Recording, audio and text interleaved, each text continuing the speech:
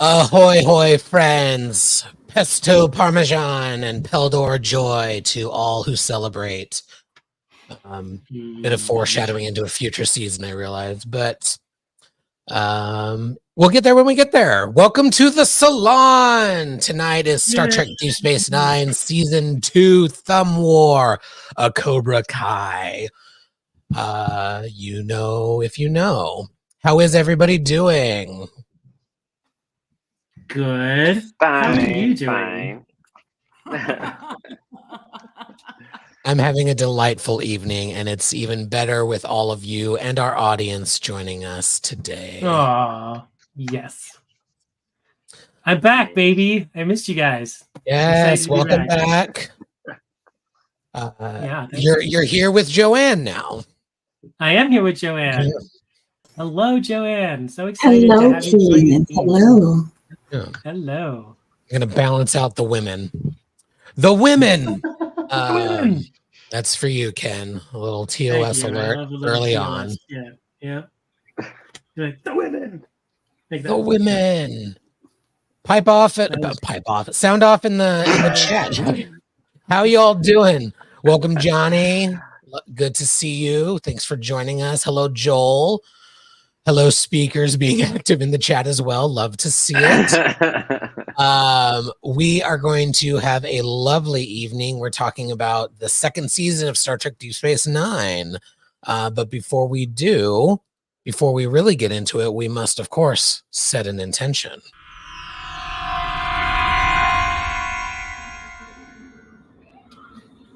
In honor of the fact that I am currently traveling for work and in an undisclosed location, I thought this would just be a fun, quick session for our intention setter, which is if you were traveling on business and you had to bring a DS9 travel companion along with you, who is your Deep Space Nine travel companion? So you're stuck on a work trip, you got to bring somebody along. Who's it going to be? I will tell you that my initial instinct was motivated by a problematic gay alert. I was actually going to bring Julian Bashir, but then I realized how obnoxious it would be, and I'm giving myself credit for that. Oh, I'm just going to mark that one down as the first one of the evening. I realized how obnoxious that would be because particularly first season Julian is not somebody I would really want to travel with.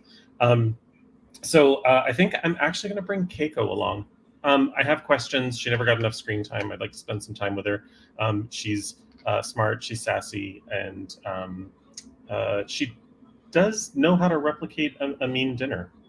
So I think she'd be kind of fun to hang out with. So Keiko is my choice. Let's go around the salon, and we will start with Will and work our way sort of zigged through the room here. So Will, who is your DS9 travel companion? Silence. We will never know because you're on mute. Muted. All right, work. I was too good with the mute. Good question. I would probably say Jedzia, even though I'm pretty sure that would have been Matt's answer. But Jedzia for sure. Yeah, right. Yeah, I think that would be the only one I would actually want to travel with. Everyone else doesn't seem like they'd be very fun, or they'd get you in trouble or something. Like if I was to go with like Quark or Garrick, it's like we're gonna end up in jail. Like, oh, we're matching. Look at us. Y'all didn't get the memo, but yeah, it'd be Jedzia for sure. Awesome. Matt, who's your DS9 travel companion? I mean, we're going to be matching in more than one way, apparently, because, yeah, it would obviously be... how about that? The three of us can be the ones that are going. We have a runabout. We'll have the Rio Grande because it actually survives. So. Spoiler alert. Because the runabouts are characters in DS9. Joanne, who is your DS9 travel companion? I think I already know the answer, but I'm going to let you say it anyway. Well, see, no, I was thinking it would be Cisco, but it might get inappropriate, right? So, Can it really? Huh? Is it inappropriate or is it appropriate? Or is it appropriate? One can only dream. But I'm figuring if we're traveling, I got shit to do. So it's going to be Garrick. Because he knows things. He won't mind cutting a bitch. It's just, yeah, all of that. Yeah. Absolutely. He will take somebody out if you need him to. Absolutely. And we'll tell yeah, all sorts of interesting stories about working at the Romulan embassy. Krista, who is your DS9 travel companion? Well, it looks like Joanne and I are gonna match because mine would. I thought one way, but no, Garrick, definitely, because you can always use some jail time, and you can always use the guy who knows everyone that can get you out of your jail time. Plus, he's a great storyteller, and you never know if he's lying or not. And the lies are just as good as the truth. So you'd be entertaining. Also, he can tailor me and put me in fabulous garment. I love that. So it's true. On a trip, like, you're on a space trip, a road trip, a wormhole trip. It doesn't really matter if the stories are true. It's just fun to have him fill in the fiction and entertain you. And look good while sitting there. And look fabulous while traveling at warp and a runabout. Deep Space Ken. In a Garrick outfit. All of it in a Garrick. Deep Space Ken, welcome back. Deep Space Ken. Thank you. So recently I was traveling and I was on an airplane with someone who just would not be quiet. Have you ever been in a situation where you're on a plane and someone's just talking or a baby's crying or anything like that? So part of me says that I would like to travel with Morn. Say that, Ken. Why? With Morn. First of all, you and I have never been on a plane, Krista. And one thing's for sure, I wouldn't be talking to you if we were on a plane together. So, Morn, I thought of Morn, but then after that, Krista would be in first class because of her massive sprawling estate, and you'd be back in steerage. First class, she takes one of the jets. Oh, she takes her one PJ. Of the jets. She takes her PJ. Uh-huh. She gets the captain's yacht. Passenger on a plane, I'd never. I would steal the captain's yacht. Sorry, Ken. Yes. Right. No, that's okay. I get it. This is the welcome back. So this is also why I would take Morn, because Morn wouldn't say a damn thing. I wouldn't have put up with any of the kind of bullshit I'm putting up with in just the first 5 minutes. No. Matt, you want to say something? Go on. But wait. My thing is, he infinitely never shuts up. So, I mean, there's the Morn paradox. Would you ever hear him, or would he just never shut up? No. If Morn's rambling and there's not a camera in the room, did it actually happen? Right. I would take one of the Dahar Masters because I think that'd be a lot of fun. Plus, it's a sneak to get back to TOS. So I would take probably Koloth with me. There you go. Very good. Benji? I would go with Odo because he would be quiet most of the time. We could have like one thoughtful conversation. And then he can make like extra pillows and blankets and cradle me in his arms. Oh, that's so sweet. And we can't. You just don't want him to fall asleep. Otherwise, it's like, ooh. That'd be weird. And it's back to you, Captain. I am torn between Garrick and Jadzia for all of the reasons aforementioned. As an improviser, I think Garrick would be a lot of fun to lie with, but I'm going to go with Jadzia because I think as the science officer, if we got into any trouble, like she's got the fun, but she can get down to business and repair shit if we needed. I want to say I am shocked. I am shocked that no one, especially considering this room, no one said Kira Nerys.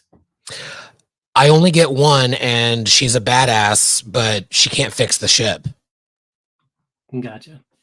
And she just seems like that girl you don't want to travel with. I'm sorry.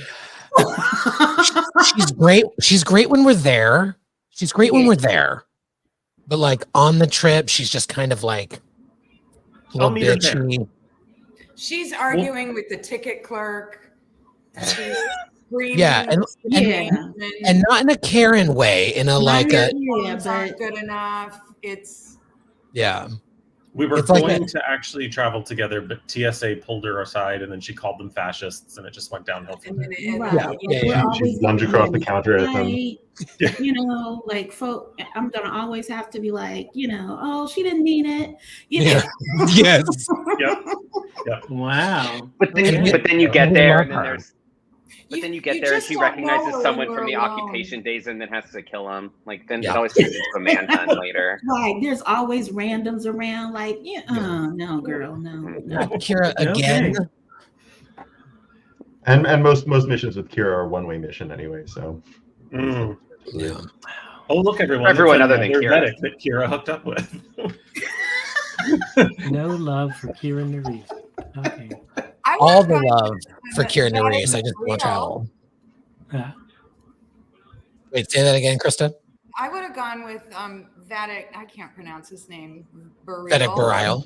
Barile. Yeah, just to get a hold of that orb. Mm. Just to That's what you call it? that orb. Like, I are re- you bringing the orb with? Super. Oh, the actual orb. Okay. I Yeah, it thought was we a were little speaking. I was wondering. I thought we were speaking in euphemisms again. His orb. I don't know why he only has one. Anyway, I'm gonna. Imagine the orb of horniness. That would be No, weird. he's All right. closely. All right, we're gonna move forward, and everybody's gonna mute themselves so that we can move forward. We are going through the wormhole to season 2. Welcome everyone. Welcome everyone to the Thumb War. You all may know how this goes already. In case you don't, we're gonna go through each episode. Trevor and I think guest star Krista for a few of these will give a summary. Is that what you meant for like each episode summary? Some of them I have, like the first 3 I just took all together, so I have a lot covering the 3 of those, but then the rest I just reduced down to. Oh, gotcha. So, okay, never mind. So, for the audience, we're going to go through each episode. Trevor is going to give us a quick summary. He did not write them. That is important to know because they are going to be comically bad, and we'll talk about them. And then we will give each episode a thumbs up, a thumbs down, or a thumbs sideways. Some we'll discuss, some we won't. We've got 26 episodes to get through in an hour and 45 minutes. So let's see if we can do it.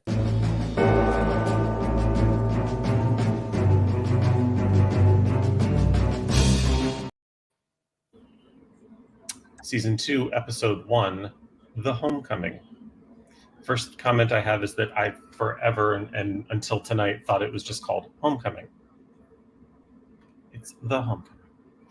That being said, here's the potentially terrible summary. Kira rescues a legendary Bajoran fighter from a prison camp, only to be baffled by his reluctance to assume a leadership role on their troubled planet.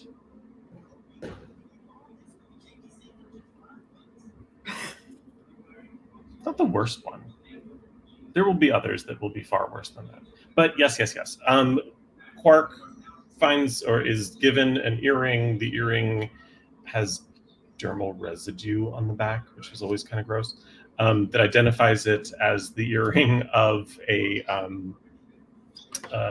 sort of renowned resistance fighter who appears to, everyone thought he was dead, but apparently he was taken prisoner, and Kira secures a runabout to go get him, and she does, and further episodes ensue. Thoughts, feelings, emotions.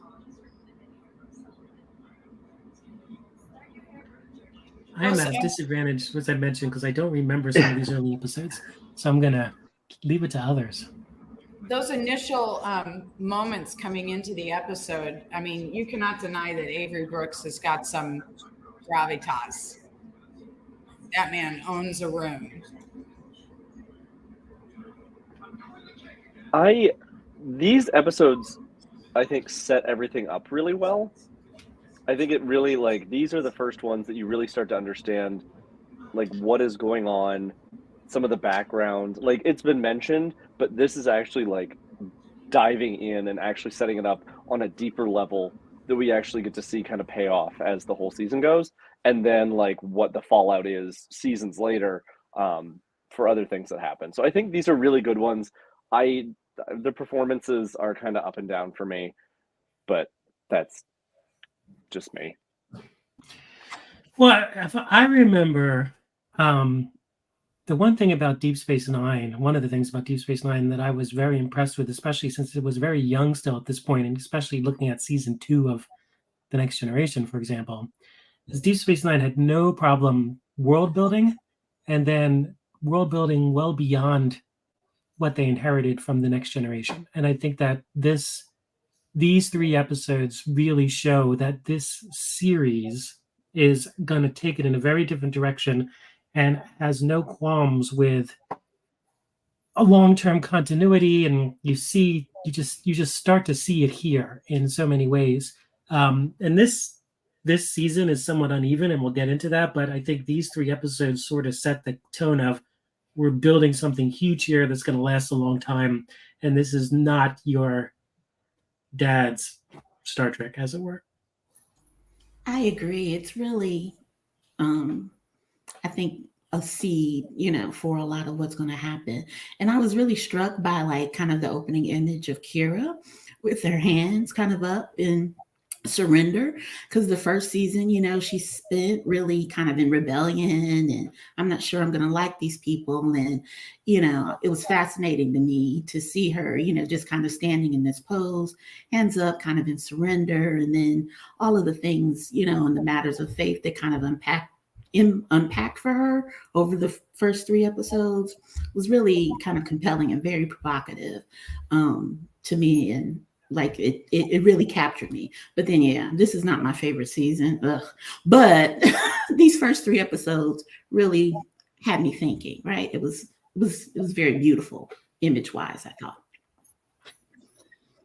The other thing I would say is that we said a lot about how The Next Generation did not do its female stars very well throughout its entire run. Deep Space Nine took care of that pretty quickly, with Kira being a standout, amazing character really from the get-go, and you just see that continue to grow. And then Deep Space Nine takes their female characters, their female leads, in a much different way, I think, than, again, any of the Star Treks previous. And these help show it. I liked that they examined the different form of captivity of being a myth and a legend, and having not actually done what he's been mythologized as having done. The idea that he's reticent, the idea that he's trying to escape, that he doesn't want anything to do with this was interesting, because it is a form of captivity. The difference between the first season and the second season is it went dark really quick. That I found the branding of Quark really disturbing. Like that was, I was like, okay, they're going here. And I think this second season is very dark in its examination of, I think you could say all of Star Trek is, appearance versus reality. But I think this season really brought in elements of appearance versus reality in personal ideology, who you think you know and you don't know, who you think is a friend, who you think is a foe, who you can rely on, who you can't rely on. And it's this sort of paranoid series of worlds and presentations of governments that are merging closer and closer to xenophobia. They're merging closer and closer to paranoia, and they're entirely ineffectual. I liked that they brought up provisional governments that have no understanding of the historical context of the thing they're trying to mediate, are largely failures. They generally don't do anything. I think they presented the Jero Esso as a perfect politician, in that he is taking this ideology and he's willing to do anything necessary in order to make this happen, including and and Vedic Wynn is willing to do anything. That whole sexy time with the two of them, the whole political sexy time with the two of them, I was like, this makes me throw up in my mouth a little bit. And I understand. And what I liked about it was the idea of you have a political operative, and here you have a religious or a ideology operative, and they're having to join forces. And time again, I am constantly amazed at the timelessness of Star Trek. The themes that they address on a regular basis are themes that are timeless. It works now, it worked then, it would work 10 years from now. It's, if anything, it's depressing because nothing much has changed. Like if we actually paid attention, maybe we would change, but I'm often struck by how timely all of it is. Vedic Bareil asking Kira to come and look at his glowing orb is like peak long game hustler. And you could see that happening in the first season. And I liked the idea of exploring uselessness, because it's sort of another way to suggest meditation. Like, explore the uselessness. Let others talk to you. Let the things that are out there talk to you, and get out of your own brain. And drawing back from the first season, get out of your own trauma and your own thoughts and all of that. And Vedic Wynn is peak passive aggression game tutorials. Just sit and listen to that woman. Show me your thumbs, people. We're doing all three, the first three? Yeah, we'll break it. Ordinarily I would, lump them all together, but these play out quite differently and aren't actually a part 1, part 2, part 3. So, okay. So they're just the first one. So season 2, episode 2, The Circle. After Kira is replaced by Lee Nollis as liaison officer on DS9, she is kidnapped by the mysterious and violent society known as The Circle. I think the only thing I didn't like about this episode was the name The Circle. Like, it doesn't make any sense. It never comes back to mean anything in Bajoran spirituality, mythology, culture, religion. It's like, why? And trying to make it sound intimidating. We have a secret force trying to take over the government. What should we call it? I don't know. Give it a shape. Like, it just doesn't, like, the pyramid. Very like, phallic too. Like, what was with that? Like the circle, and then it has like the dick in the middle. Like, I was just like, oh my god. A circle with a dick in the middle is probably the best description I've ever heard of that. Those Bajorans and their glowing orbs constantly are just Egalitarian. Something here. Egalitarian genital representation. Indeed. But we also got a little bit of really awkward and uncomfortable physical torture in this episode. In yet another cave set, which we all know is the exact same cave set. And we got Lee Nollis's bumbling attempts at being a first officer. What do we think, y'all? The budget was budgeting. Will joked, oh yeah, they let the intern do the, no offense to interns, but do his uniform, because it was clearly not sewn correctly in half of the episode. Is this the one where they where Admiral Chakotay shows up on the screen? Yes. I believe it's episode or the third one.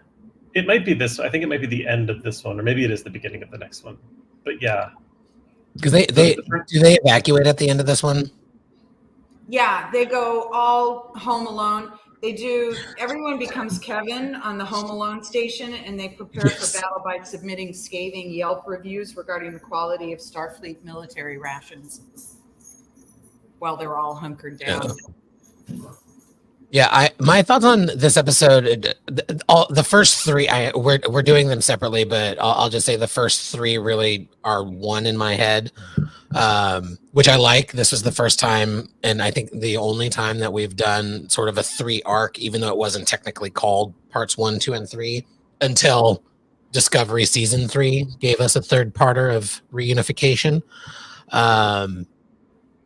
I love this set of episodes because of what it shows us for the Bajorans, but utilizing Kira to tell us more of her story and their story.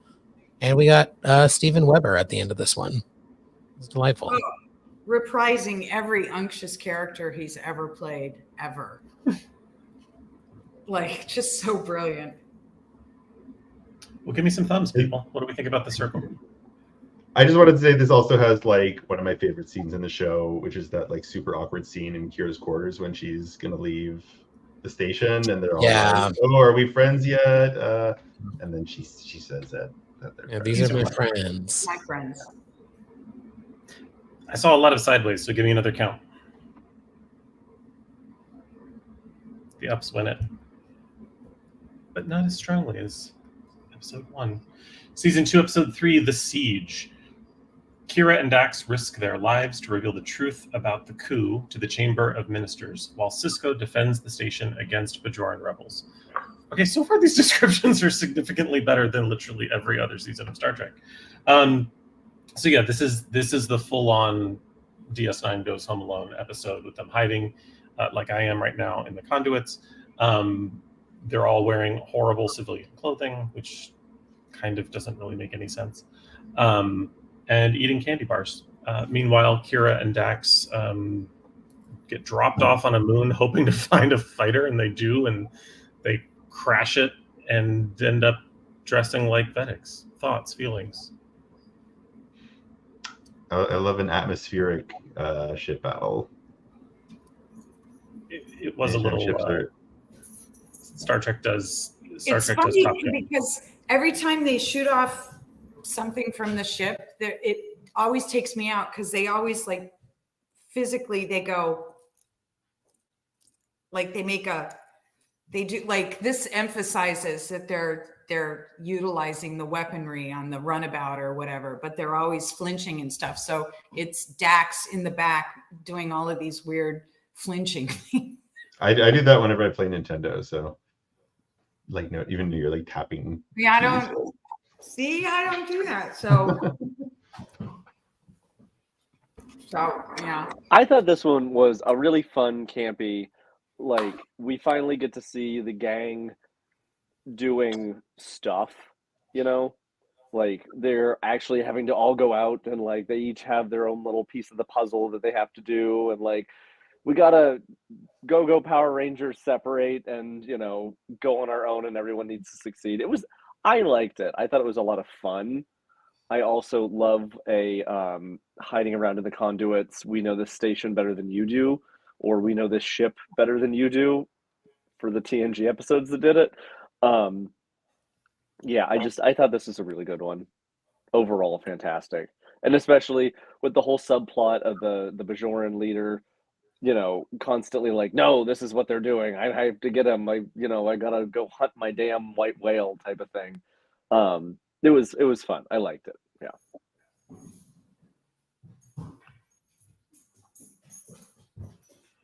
I thought it was just fine. I don't know. I'm kind of really like tepid on this season. And I didn't have much to say because stuff's happening, and I'm like, oh, this would be interesting. And it's like you can tell that this season is really kind of the litmus test if they're going to be able to kind of do the Dominion stuff later on, or the, you know, jump as they are setting up. But like this episode, these 3 episodes in particular, sorry, fire engine. These 3 episodes in particular kind of set up the idea that maybe we can introduce a long form, have more of like a institutional memory in terms of like what's happening. But that's fun. They're coming for you, Will. I called They're them. coming for me, finally. Yeah, after years. I've been wanting to get caught. Yeah, I'm just kind of like, all right, it's happening. I just don't think the writing is nearly as strong. I don't know what it is about this season where it feels like, I don't know. It's not that they haven't found their stride, just something is missing. Something's missing here. Like I don't quite know what it is. I haven't put my finger seems on like- it. They never like sort of after this they kind of give up on Bajor as even though it's like the whole Yeah. interest of the show. They basically give up on it after this, which I guess is a good thing, but it's sort of like this is sort of like the last like college try for Bajor, like a good Bajor plot line, and then after that Yeah. we just sort of get some one-offs and it's all about Cardassian, the Dominion and everything. Yeah, exactly. My theory is that they found their stride in season 1. That it's just season 2 they're trying to figure out what the hell they do with it. Maybe that's it. Yeah, because it does feel like they're kind of throwing back on tropes again. In that some of this, it's like, okay, we have kind of our first in Star Trek history, the first like longer arc, mini arc of 3 episodes, and we only get 2. But it does. I don't know. I'm just kind of. It's really interesting for me to hear that because for me, this is I think one of the best seasons because of what diversity it has in it. Like, it has the really good 3-parter, and I've been going back through and I'm looking and it's like there are some really awful ones, but they take a really fun creative leap in a lot of them. Like coming up on a couple of them, I have a lot of negative opinions, but like it seems like this is a very broad season that we have a lot that they try to do, and they do, I feel like, find their footing towards the end of it, and they're like, oh, okay, like we've told this story, we've built these ideas, now we're going to continue the longer, more focused. I don't know, I actually really like the season. I don't understand why they call it the Replimat. That just makes me a little nuts. I have to be honest. Like, why are they trying to make Automat a thing again? They used to, the Automat. Yeah. And I was like, Right. the replicator is not an Automat. It's an entirely different. That is not at all what it is. They're both food slots. It works. They are both think- food slots. I think Replife didn't work so well for cafe and replicator, so they just went with Replimat. Replicatessen. And they're trying to distinguish. They were trying to distinguish it from a starship concept, starship terms. Right. Replicatessen. Will just got bonus There you points. go. Replicatessen, yeah. Replicatessen. Like greasy replicator. Mhm. My skin crawls every time they said the word Navark.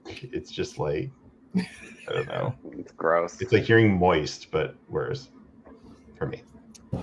I think actually in Bajoran it translates to that's how you say it. You want a cake It's that's moist. really It's Navark. moistness. You want your know, cake to be really Navark.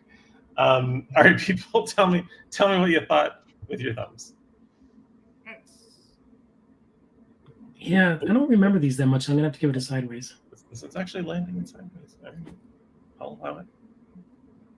All right, guys. Invasive Procedures, Episode 4. A seemingly timid Trill arrives on the station and takes the crew hostage, demanding to be joined to the Dax symbiote. That's pretty much the plot of this episode. The only thing it leaves out is the super weird and unnecessary, yet necessary for the plot, complete evacuation of Deep Space Nine. There's a storm coming. We should let everyone leave. Like, the station has shields. Like, I don't understand. Also, we just evacuated the station last episode. Why are we doing it again? Who wants to live here when you have to leave? It's like living on Key West. Anyway. I have 2 new titles or 2 new summaries for this one. Let them First one is the one where we find out all Trills have a circumcised meat flap across their abdomen. And the second one is totally the one where Lower Decks should show a Trill with a dotted line across their abdomen with a scissors icon and 2 hand icons instructing users to squeeze and push the sides together to pop open the meat flap for proper use and installation under an infrared black light. That is a lower deck scene. Also, I have to say, by the end of this episode, I was so irritated with the words Curzon Dax, I wanted to pull my hair out, because it's subtle, and maybe I'm just reading into it, but it seems like when Jadzia has an idea, it's like, okay, but it seems to go over better if it can somehow be traced back to Curzon Dax, and I think it sort of undermines her individual character to constantly call back to these other experiences and these other symbionts. It got to be something that I noticed even when I wasn't paying attention. I was like, oh, it's Curzon Dax again, or it's the guy who knows how to work on engines or whatever. And it just seems sort of a little undermining. But also, girl, let your hair down. Yeah, I wanted to like this episode more than I ended up, because it is a Jadzia episode, but she's barely in it. Like, I don't like that. Yeah, it's very Deep Space Barkley to me. Like, well, it was all about whatever his name was and what, the symbiote could do for him. Although I was totally into him playing that girl, like, bitch, I don't need you now. Like, I don't know. That got me all the way together. I don't know what that says about me either, but yeah, got me all the way together. But also, I have questions, because did the host want to ditch her, or did Dax come up with that idea? Because he was only going to ditch her after the joining. See, I think Dax just gave him the courage to do what he wanted to do. Yeah. Kind of like liquor, It was in you all along. And, Dax just gave you the balls to be like, listen, you were great. Support sex workers. Sex workers will work. But, I'm all together now. And I'm going to head into the Gamma Quadrant. And it's been real, So. Well, but it also points out why they have to go through all that training, why only, 1 out of 3 trillion are chosen, because that kind of, self-empowerment can be dangerous, apparently. Well, and let's also remember that, I think it was a really good, example of the first, it sets up that scarcity of the symbionts. Mm-hmm. And it's not, it really does. I think it was Johnny said in the chat, it does underscore how important these things are, that someone's willing to kill. These are, the repositories of all the knowledge and everything. And she kept his memories, but he still has nothing. And so it really is all about the symbiote. And let's also remember, this is our, I believe, first appearance, the TNG, of Tim Russ as a guest star yet again. Yeah, Klingon Tim. Klingon Tim. Thumbs. Show me your thumbs.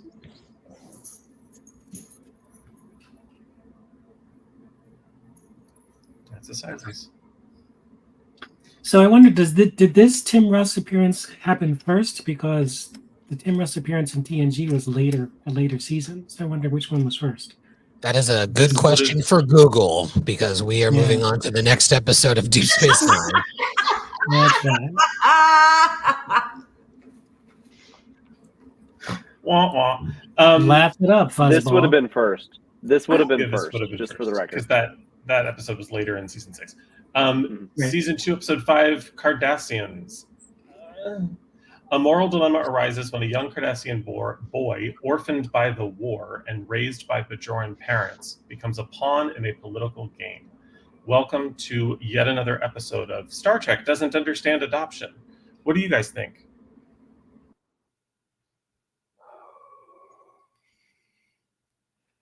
Pairing the gay character with a child? Come on. Why are we pairing a gay? Sorry.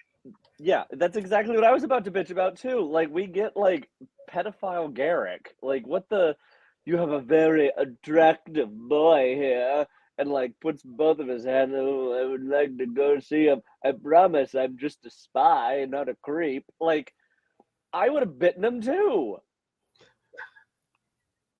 But it did give us the one, I believe in coincidences. Coincidences happen every day, but I don't trust coincidences. And that, for me, became important towards the end when we're dealing with the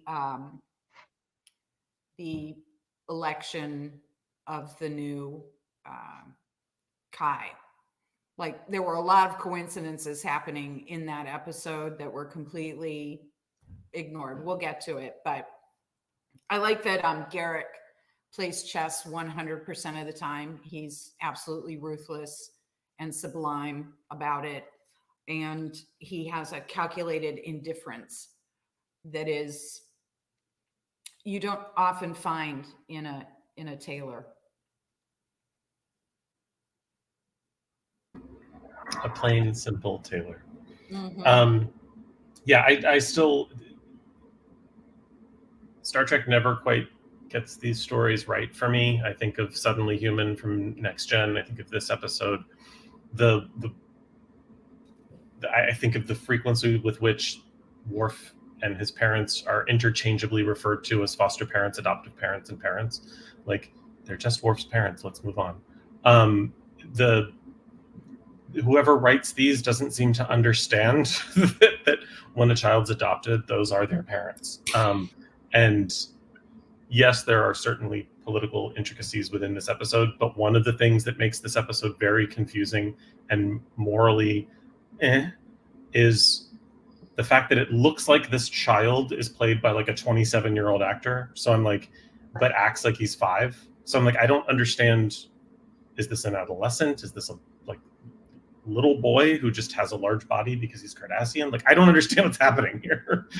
How long was he with the Bajoran parents versus when was he left behind? Like, it's very convoluted, and it's basically left mysterious just so we can get to the point where Sisko makes a decision that we don't really question.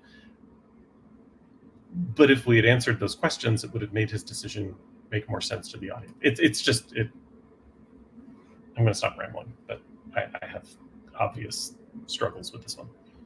Well, it's also, there's this thing going around where people are posting clips of I think it's Modern Family, and that whole scene where they're having dinner at the O'Briens, and Keiko's like, well, I thought you would like to have some traditional food, and it's like, but it's not traditional to him. Traditional to him is Bajoran food. And you're assuming that this is, and it just sort of made me like, of all people, Keiko, why would you not ask, what would you like for dinner? Like, why would you not just ask the kid, what do you want for dinner? The kid kept saying, I want to stay with I don't want to do this. I don't want to go here, there, or everywhere. I just want to do what I've been doing. And somehow or another, that wasn't important enough. And I was like, I really don't like this episode. It doesn't. I don't like the message. Nobody felt like they were acting like themselves. It felt Right. like everybody was out of character. But anywho, except O'Brien hating the Cardis. That is the one that she says. That was on brand. And then what? Yeah, that was on brand. Yeah. And she does have that one moment where she says it was very dirty, like the comment was very dirty, and she doesn't want to hear it again. And so it's like she is Keiko, but then at the same time she let her daughter play with the kid all day, but she still doesn't know that the kid prefers Bajoran food. It's a weird episode. Also, Molly's 3. This kid's like 46, 47. Anyway, thumbs.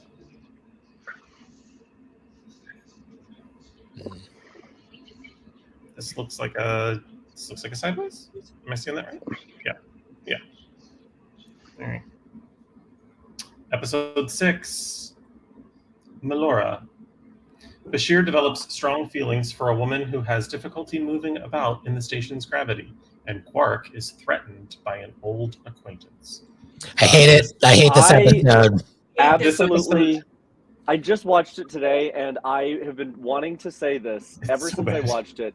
It is so incredibly, somehow simultaneously confusing and offensive. Yes. All at once. Yes. Like, they try so hard, but they miss every single mark that they try to hit. Like, Every it time is- Star Trek tries disability conversation, they miss horribly. because it's like, This okay, is the worst one. Just the Because- message that she's going to have to try harder if she's not handicapped anymore, and somehow or another, it suggests that she wouldn't. She's getting credits because it was like. But no, let's even back up from that. Is she handicapped, or is it just that she comes from a very light G planet Exactly. and her muscles just need more muscle tone? Because that's not a Exactly. disability. The show That's can't not handle the a- nuance of that. That she's disabled here. That like there's a Right. larger Like, discussion but wait. about how this everything that Exactly. involves Star Trek in the Federation in Starfleet is all humocentric. So it's all centered on how humans operate. I know it's good. It's a TV show or whatever, and we're all humans and we're playing aliens. But like some of the idea Wait, that what? like, oh, she's not disabled, you're ableist. It's Yeah. like that's the nuance of this conversation, but also the character Melora is annoying as fuck. She's irritating. I was like, Not yeah, she sympathetic. annoys the fuck out of me. Wait, I And do then want she to has also this point weird out that grading relationship. there is one really good quote before we move. I want to, and this is to Ken. Remember the quote in Undiscovered Country when she's sitting there and says the Federation is nothing more than a Homo Homo sapiens, sapiens only club. only club. Yeah. And I love the So- line and too that's she has really in what that it where is. she goes, humanoid, even the term is racist. I was like, Yeah. Human ah, rights. Human Yeah, rights. human rights. And then Yeah, human human rights. rights is Even racist. even the term is racist. Yeah. I And, will I mean, say it's it's true. This whole episode. Go ahead, Ken. What? No, I was just saying, it's interesting with Star Trek. Star Trek does not do well with disabilities. Star Trek does do better when it talks about civil rights and things like that, but it doesn't do well with. I don't think they've ever really done a strong disabilities episode. And we still don't. So- And my thing is, just because I just watched it, it's still in my head. Is that like his whole thing of like, oh, we could do this thing with your neurons, and it'll make you. But she can move her legs. Like it has nothing to do with the neurons firing. It has everything to do that she can't. It's so frustrating because you see that one moment where she's like, oh, like her toe twitches as though she's never twitched her toes before. Right. And then like, oh, I can lift my leg. Like you couldn't have done that. It's not that you can't lift your. It's like it makes. That's my irritation. Is not only did they miss the mark for the disabilities, it doesn't even make sense. Yeah. She's not even disabled. They don't even want to call her disabled. They only want to like.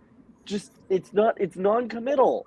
I am so this. No, it's like this is probably one of the bottom Deep Space Nine episodes of all of them. Even It if makes she me he- very well, angry. the one with she the go home.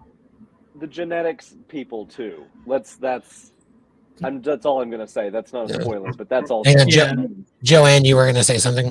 No, I'm saying it's very, as a person with a disability, like I'm sitting here right now, it was so funny. The ones I was struggling right now, like, oh, I don't really want to show my cane on camera, right? And that's just my own stuff, right? But I was just like, it's very frustrating because I'm with Will, like she's equal parts annoying, right? Like, who acts like this? Nobody acts like this. Or, but at the same time, you recognize that, somebody is, has a disability or needs help, and people who don't have the disability immediately go into, well, here, what you need to do is, no, bitch, I didn't ask you, I'll tell you what I need, and I'll tell you how I need the help, right? Or if I need your help. Sometimes I just maybe need you to leave me alone. It was so problematic, made me so mad. I had to turn it off. Because it was kind of even back to the Cardassians episode, kind of as an African American and that whole internalized racism and, Star Trek just problematic around those kinds of issues, right? Yeah, just very frustrating, very frustrating. This is where that all white male writer's room really falls into the death trap of did you ask anybody? Quick aside, at work they announced this new wellness program that's pretty blatantly fat phobic in my opinion, and I'm like, did you ask any fat people about this before you rolled it out? No, you did not. Talk to the people that you are writing a story about, and even better, maybe have people who are of that story write it and tell their story. How about that? This episode frustrated me, and it's so wild because they clearly thought they had something. She was supposed to be a recurring character, but because it was too costly to do the effects with the anti-gravity stuff, they decided against it. Like she was originally supposed to be the chief science officer. Jadzia Dax was a afterthought when they realized how expensive the character would have been. And I will say there's only one good thing about this episode, and I do like the tongue-in-cheek, self-referential when she says, "Who designs a space station with a lip in every single doorway?" So, because everyone was always like hiking up and over around every single corner, so I did appreciate that little self-referential. Who designed something like this? And it's a good reminder. This is a real-world thing too. When we make our society more accessible to everyone with a disability, it becomes better for everyone regardless of disability. Like all around, like ramps are great for everybody, not just people who need the ramp because of a cane or a wheelchair. Absolutely. The damn station. Yeah, I actually know, just as an aside, I know the congressman who helped pass the Americans with Disabilities Act, a gentleman by the name of Tony Coelho, who has epilepsy. And that was one of his arguments, the curb cuts. Who doesn't use a curb cut? Just imagine pushing a shopping cart, how valuable the curb cuts are. It helps, like you just said, Stanley, it helps everybody. The ADA helps everybody. And it's taking those blinders off to realize that. The only time that Star Trek, I think, did disabilities okay, just also as a second aside, is Hemmer. And even the fact that they hired a blind actor, an amazing blind actor, to play that character. And it wasn't really a disability because that race is blind inherently, but still it was interesting how they handled it. Except that's what I was just going to say, was like in the exact same season, Pike is apparently going to die because he's going to be disabled, and they keep referring it to. I don't know if they I don't know if they referred to him as like his life ending or him like dying, but it was like pretty final. He's not going to die. He's not going to die, but he's going to be very heavily disabled, right? Yeah, but they doesn't die as though he's dying. Right. I struggled with that one as well. That the first season, and not just his reaction to actually experiencing it because of the time stone or whatever we call it, time crystal. I hate that. I hate no that one it's hates called the it time more crystal. than I do. And it's fine. General audience, we get it. We're all nerds. I get his initial reaction, but the people around him, because he doesn't specifically say it, he keeps saying that he's going to die. We know that he's not going to. The people around him don't know that, and so the whole thing was wonky. They just didn't. I didn't like it at all. Like, you're not going to die. Your life is going to change significantly. I'm actually really hoping that eventually they'll turn it into an opportunity to have an episode where maybe he learns about disability and that maybe my life can resume just differently. One thing I will say about the episode of Melora is that not only did it do disability horribly, it also did doctors banging their patients inappropriately as well. Yes. So that's not even, but we've beat this episode. We have beat this one to death. We beat this episode more than Julian did thinking about Melora Paslar. So God, a thumb for the episode, a thumb for that joke, Trev. Yeah, it's also got 0G11 before The Expanse did it. All right, we did that one. Awesome. Which also, my one final little thing, how he's a Starfleet officer, and he was like, "I've never been in 0G before." Like, aren't you trained? Yeah. Have you done nothing except? Anyway, that's it. Don't worry, everybody. We will have plenty of opportunities to talk about Julian Bashir not making sense and being a creep. Also, let's just give just 1 second a thumbs up to Matt's Muppet voice, because that's really good. Episode 7, Rules of Acquisition. Oh God. We're going to spend 27 minutes on this one too. A Ferengi woman disguised as a man violates several Ferengi laws when she offers Quark business advice about a big deal that he's trying to close for the Negus. This one was so close to being good.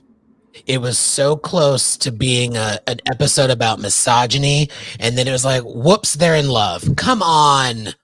Come on.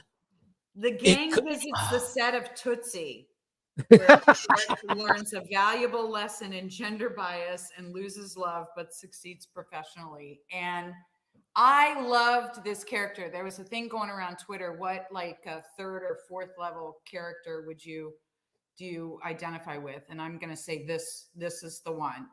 And what's upsetting about this episode is that it would have been fine for her to just have superior business acumen. I would have been fine with an episode where she just outdoes him, but they had to make it we're in love episode. And I was like, okay, well, so that happened. This is the one of a long line of questionable Ferengi episodes, right? It's just there are very few good Ferengi. There are some good Ferengi episodes, but most of them, in my mind, are not. So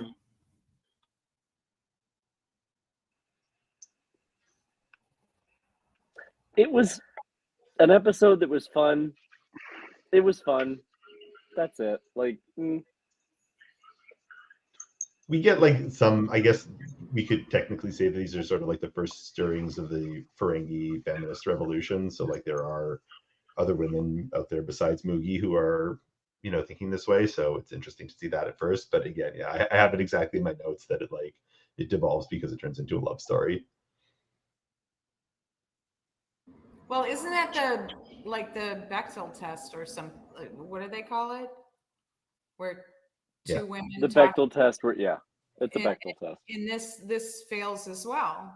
Like it could have just been fine if they went, you know, head to head or ear to ear, you know, on this deal. But they went the other route. So, you know, I noticed when I was looking through the number of episodes I was going to have to watch, there's something like 26. So I pretty much anticipated there was going to be like 6 episodes I was really going to like, and then the rest were just going to be kind of be okay, whatever. And this falls under the okay. All right, that's so far. A lot of them right now have been okay. So I'm agreeing with Will. This season, I was just sort of, and because I'm into the 3rd season, I'm like, oh, 3rd season's much better. I like the 3rd season better. So I will say, I will give it this though. This was they do this a couple of times this season where this is where they're starting to parcel out the Dominion in like very unexpected ways, like that they slid it in to like a Ferengi episode, just like in an unassuming way. It's a really, really good build up. I like that. The one moment I enjoy about this episode, though it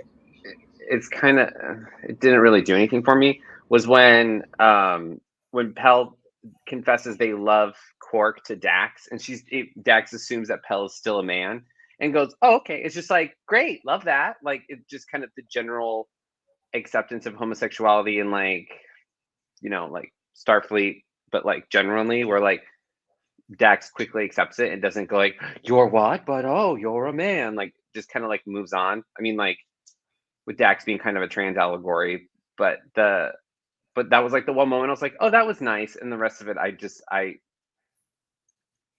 okay. It's interesting. It's setting up stuff. Again, it feels like they're I don't know. The oven is preheating. I'm ready to put a loaf of bread in it. You know what I mean?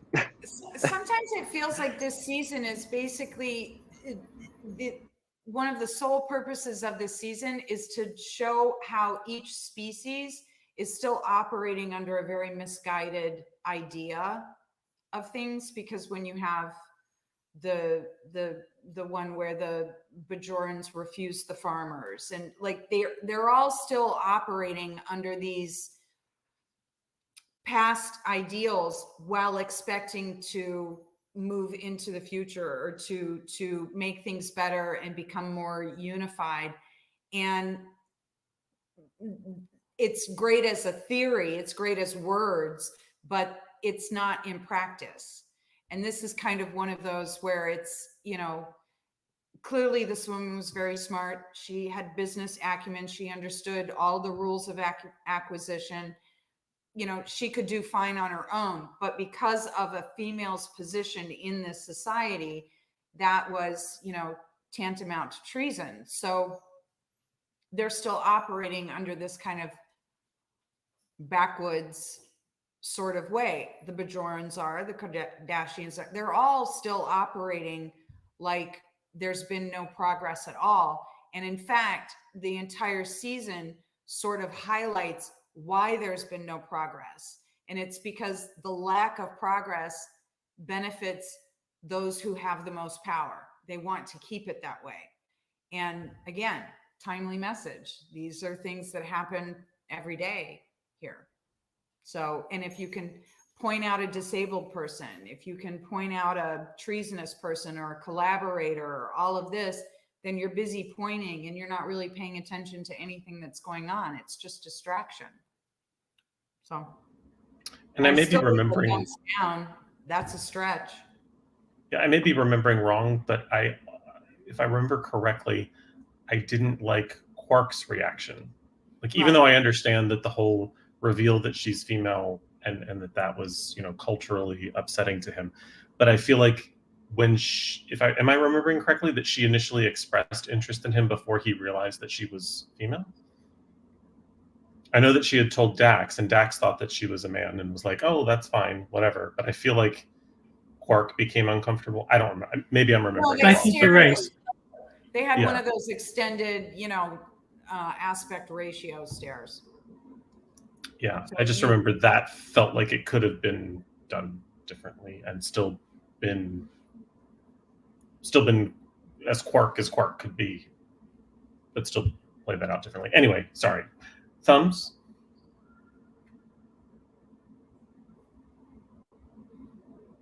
It's a down, boys and girls.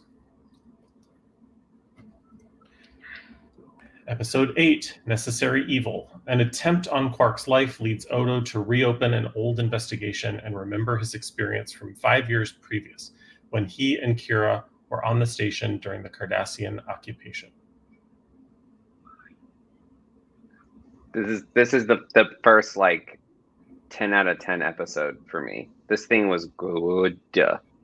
Like dark, but not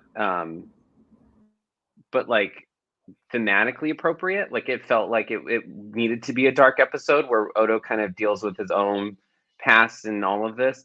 And I think it brings a lot of depth to a character that could have been very one note. And his kind of, I don't know. It was just I found myself really riveted by this episode. I thought it was one of the series. It goes in like the top 10 episodes for me. It was really, really, really good.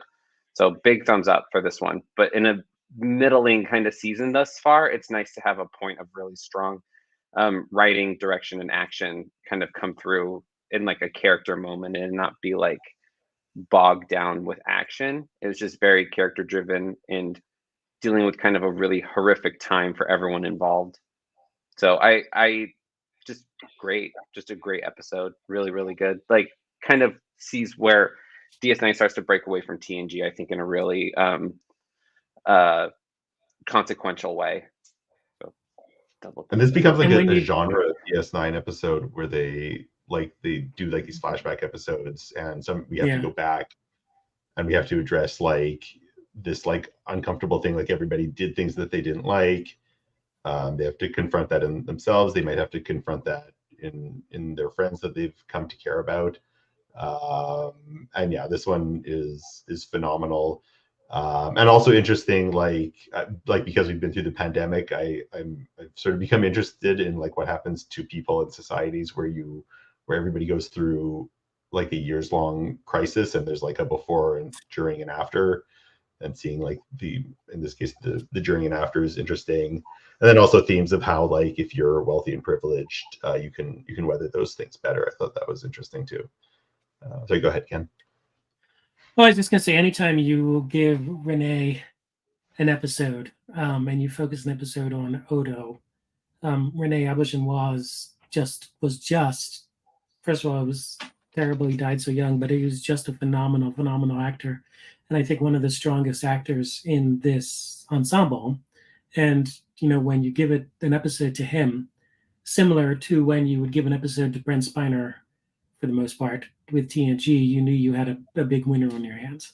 So yeah, I think this was really strong. Show me your thumbs.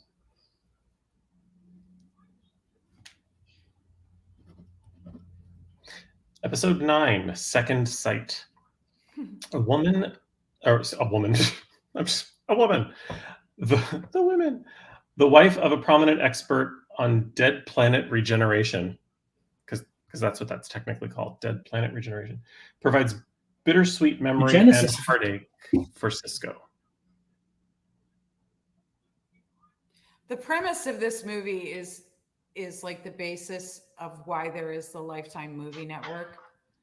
It's like this guy is so insufferable that he had to marry a woman that mates for life, and the only way she can get out of it is through death.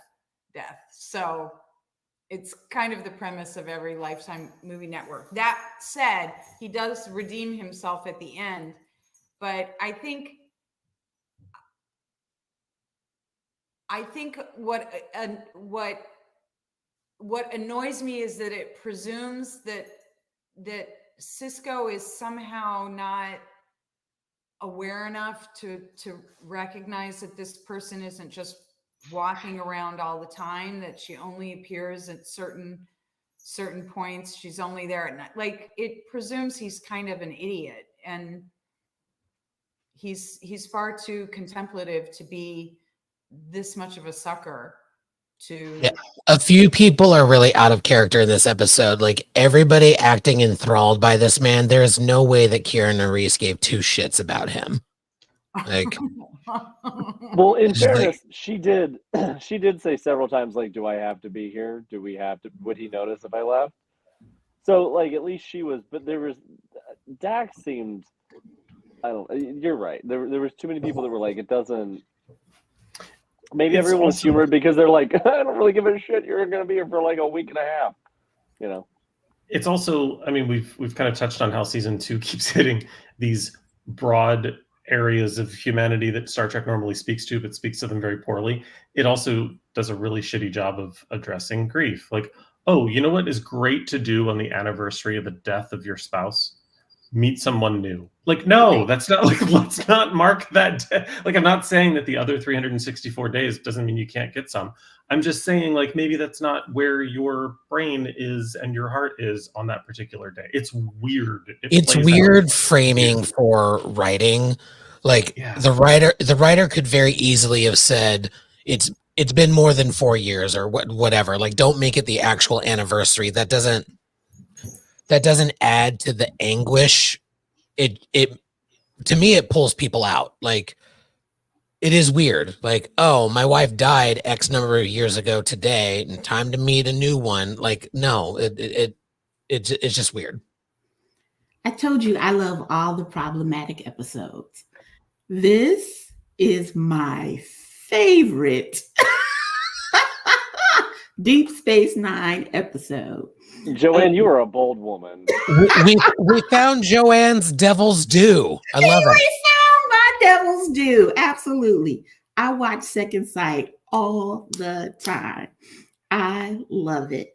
Because I do think you're right? That it's odd that it's the anniversary, right? But as the story plays out, because, at the end, like, he does redeem himself. One, I love he's so over top. I love those. And that close, let there be light, just gets me every time. But,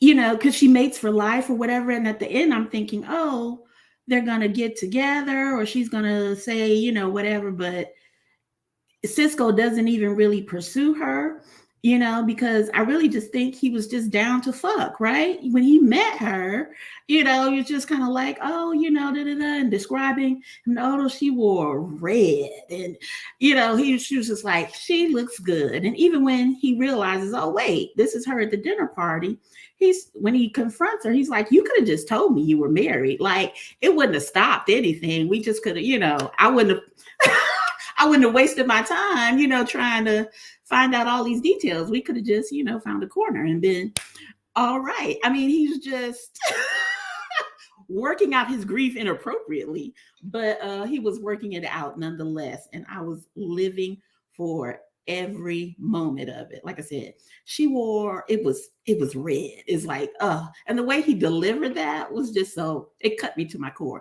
Now this also might be my affection for Avery, right, too, but I loved it. I loved it. Fight me. Joanne, I love your passion. I love your passion for this. Excellent. I have one grievance with this whole thing, which is that they destroyed the runabout set to build the set for the episode, and I cannot forgive it for that. When they could have just used the Enterprise D sets, like why did we have to? Yeah, it was strange. Let's make this Nebula class starship look as tiny as possible. It was super weird. Anywho, I was not a huge fan. Joanne was a huge fan. This is our first disagreement. Oh my God, it's our first quarrel, Joanne, and I still love you. It's our first fight, Trev. Oh. Mark the date and time. All right, folks, show me your thumbs. I'm not even going to show you mine because I don't want to do that. I don't want to hurt you that way. I appreciate it. I know your heart. I know your heart. There's still a little. Yeah. All right, folks. Episode 10, Sanctuary. Refugees from the Gamma Quadrant searching for their mythical homeland stop at Deep Space Nine. That's not how it worked out. Then discover that Bajor may be their destination. I love how it describes them like they're just like driving in a minivan and like, oh, a truck stop. Like that's not exactly how it played out. Fun universal translator stuff to a certain extent. Fun, and I don't mean that literally, I mean an interesting play with how people speak in a derogatory way about refugees and refugee crises. There's some really, really difficult to hear stuff coming out of some of these characters' mouths with respect to their response to refugees and the Skreans. And obviously there's the tragic death of the Skrean young man when the Bajoran orbital interceptor takes down his ship as he attempts to land, which is very weird and disturbing. Thoughts, feelings? It's an okay concept, but again, this kind of hits in the middle road where I don't think it's addressing something that like with the Bajorans being kind of xenophobic and not wanting people on their planet and all this, and like it doesn't hit hard enough for any of it really, and it doesn't feel like completely out of character because I don't think that this falls kind of, it logically felt appropriate for the Bajorans to refuse them, which I mean they had other, you know, their planet was occupied by the Cardassians. Why would they welcome these people here? So it made some sense, but like I don't know, it kind of treads water until the end. Like it felt like they wrote the ending first and then kind of tried to build an episode up from that, and it doesn't really get there. And like, yeah, it doesn't quite execute it right. This one was one I was really confused by. It kind of ended and I was like, wait, that's the episode? Like, Yeah. I totally didn't realize the episode had been going through until we got to the last bit at the end. That character moment for Kira. It just felt like nothing happened until the end. Yeah, this one felt like there was a good concept and then they just didn't figure out how to execute it, because there's an interesting story here, right? Bajor just went through this horrible occupation and now you want us to take in refugees. Like we don't have the resources, we can't do it, etc. but then they didn't really go through all that that much, and then it ended up being a little xenophobic versus like the logistical side of things. So it was very wonky when I think they could have taken it in a couple of other more interesting directions. And this reminded me of which ones is it? It's not the Wolf 359 project, but one of the other fanfic accounts was talking about there was this discussion on Twitter about how people act in disasters, and they put out this interesting thought experiment about, in a society that has replicators, how bad would it be? And people were chiming in to be like, oh my God, the looting and blah, blah, blah. And I had to chime in and remind people, like, the notion that during disasters, all hell breaks loose everywhere is media driven and not necessarily accurate. Like, yes, looting happens, but there have been studies that have debunked this nonsense. Like, people come together in crisis. And so I thought, rewatching this episode, I was like, oh, there was a really good opportunity there. But like 1990s, all male white writers room, like, we're not having that nuanced conversation. And even still today, even Star Trek fans are falling into this pitfall of like, oh, if the power grid went out, we would all go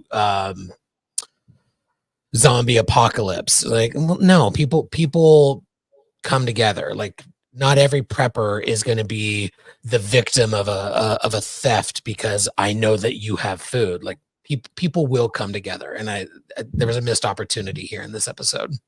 Yeah, this one kind of hits home with me. Like, my grandmother was run out of her country, and considering the things that we are seeing right now, it has always been unsettling to me to have people who have gone through something then somehow become more xenophobic and nationalistic and not understand the plight that somebody similar is going through. So it was always an uncomfortable watch for me, but I also like really, really enjoy it for that reason. Could have also been very interesting if they did settle on the planet, and then you could have had like an ongoing allegory with these tensions happening. Yeah, I know. I like it. Why would they do that? They need to completely ignore Bajor for another 5 seasons. Yeah. Why would they do that? That would mean they revisit Bajor. Krista, you were trying to.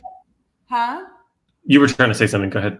I loved this episode. I called it the one where the entire planet, riddled with famine, refused to allow psoriasis Queen Elizabeth I and her collection of farmers to immigrate and possibly solve the problem. And her fuckboy farmers. I say that facetiously, but I think it was a deliberate choice to make her look very Queen Elizabeth I, who reigned over the longest period of peace known to England, brought Shakespeare, brought music, brought the arts, brought food, unified her country, and nobody wanted her. And so at the end, where she looks at Kira and basically says, are you so bogged down with this idea of what you need to be as a planet, what you need to be as a people, that you would be so short-sighted as to deny people land that you're not using that could actually solve a problem that your planet is currently experiencing? Are you so mired in this that you can't see beyond it? And I really liked that message, and I liked the imagery, and I liked her. She was very calm, very, yes, I like men. I like numerous men. They're idiots. They go lay in the bed. It was all very, she was very unapologetic about who she was, who they were, and what they could provide in exchange. And, what could have happened if they had given them that land. It wasn't as though they were using it. So, but I also understood the Bajoran. We don't want to be responsible for these people as well. But, okay, Don't take the chance then. I thought it was a great episode. It was one of the ones that I really liked. I enjoy it too. And yeah. oh, I'm sorry. Go ahead. Oh no, I was Go ahead, saying Joanne. I liked the whole dynamic of the relationships also because I was equally parts fascinated with they seem to be May December relationships and equally parts kind of creeped out about that too, right? But I thought they also were her sons. well, I thought they were her sons too initially, and it's just like, no, these are my men's. But I also think, and again, this is kind of that whole Bajor for Bajorans sort of theme has really been very prevalent since the Bajorans showed up in TNG, and I don't think we ever really talk about like. Yeah, the circle was kind of maybe the extreme of it, but Bajor is pretty much into that. Like they embrace that, and we could debate why. But I also think, to Stan's point earlier, that there's also maybe something in the writing too. That this writer's room was also very comfortable with that Bajor for Bajorans theme, and it just, you know what I mean. So it was. Like you understand it in the context of the story, but there's also something underneath it that kind of says, y'all, this is problematic on some level. So, it was a weird episode for me, but I was probably on more like Krista. I was into it more than I wasn't. Yeah. Again, I like the problematics. Show me your thumbs. I actually like this one. Oh, it's a thumbs up. Yay. See how happy I get when you guys agree with me. Episode 11, Rivals. Quark gets some competition when a slick con artist opens a gambling club on the promenade. The station suffers strange problems that are normally highly unlikely to occur. That was a poorly constructed sentence if I've ever seen one. The biggest disappointment for me about this episode is that it had been leaked in between seasons 1 and 2, or at least floated, that this character was supposed to be Guinan's son, and Whoopi Goldberg was actually supposed to appear in this episode, and it would have been a very different episode had Whoopi Goldberg appeared in it, I feel, and unfortunately Whoopi wasn't available, so they wrote a bunch of other stuff around it, and it just is kind of dumb. I like one thing about this episode, which is just the dorky, like the fact that like the laws of probability could be like altered. I think that's a lot of fun. Very like, I don't know, Whovian or something. But I like that, and I hate all of everything else. Fair. I have the same feeling. I didn't love this episode. Another mid one for me. But this one was like, why did we spend so much time with a character we don't know? Like, majority of this episode is about this character who like we kind of don't know and don't see again. Who, I don't know. It was just weird. And then the whole like Miles being competitive and trying to get in shape to beat Julian at racquetball was like, I don't know. It made, after you saying that it was supposed to have another subplot with Guinan in it, it makes sense because a lot of this does feel like filler. It's like, oh, it felt like they missed something and now they have to kind of make up for it with these other weird plots and ideas. So that makes sense, but it was like, I couldn't give two shits about this guy who's lucky. Who cares? It felt like a backdoor plot to a weird show. Like it didn't feel like it felt like that one random episode of the Golden Girls where it's like, what was it? That one episode where it was like about the family. Oh no, not about the next door neighbors with the Empty Nest. Doctor, and he was Empty busy. Nest. And Thank you. It was supposed to be an Empty Nest backdoor. Yeah, this was a backdoor pilot for a game show. Yeah, like some guy who like opens a grudge casino next to Quark's. Like it's just, I don't know. It's just weird. It was just a weird episode, and I was like, why? I don't know. It's also a cheap set. He opens a new club, and it's just a big square room with a bar in it. Yeah. Okay, I'm sorry. I have to disagree with the whole. I think the whole changing of probability thing is stupid. I'm sorry. I hated it. It was dumb. It made no sense. It stressed me out. It was fun. I didn't like it. I didn't like the whole episode. I don't know if there is a redeeming part. It wasn't my vibe. Not my vibe. The vibes were off. I also wouldn't mind like a handheld thingy of that, but Well, we can't have the vibes being off. That's just not okay. All right, what are your thumbs telling me about Rivals, guys?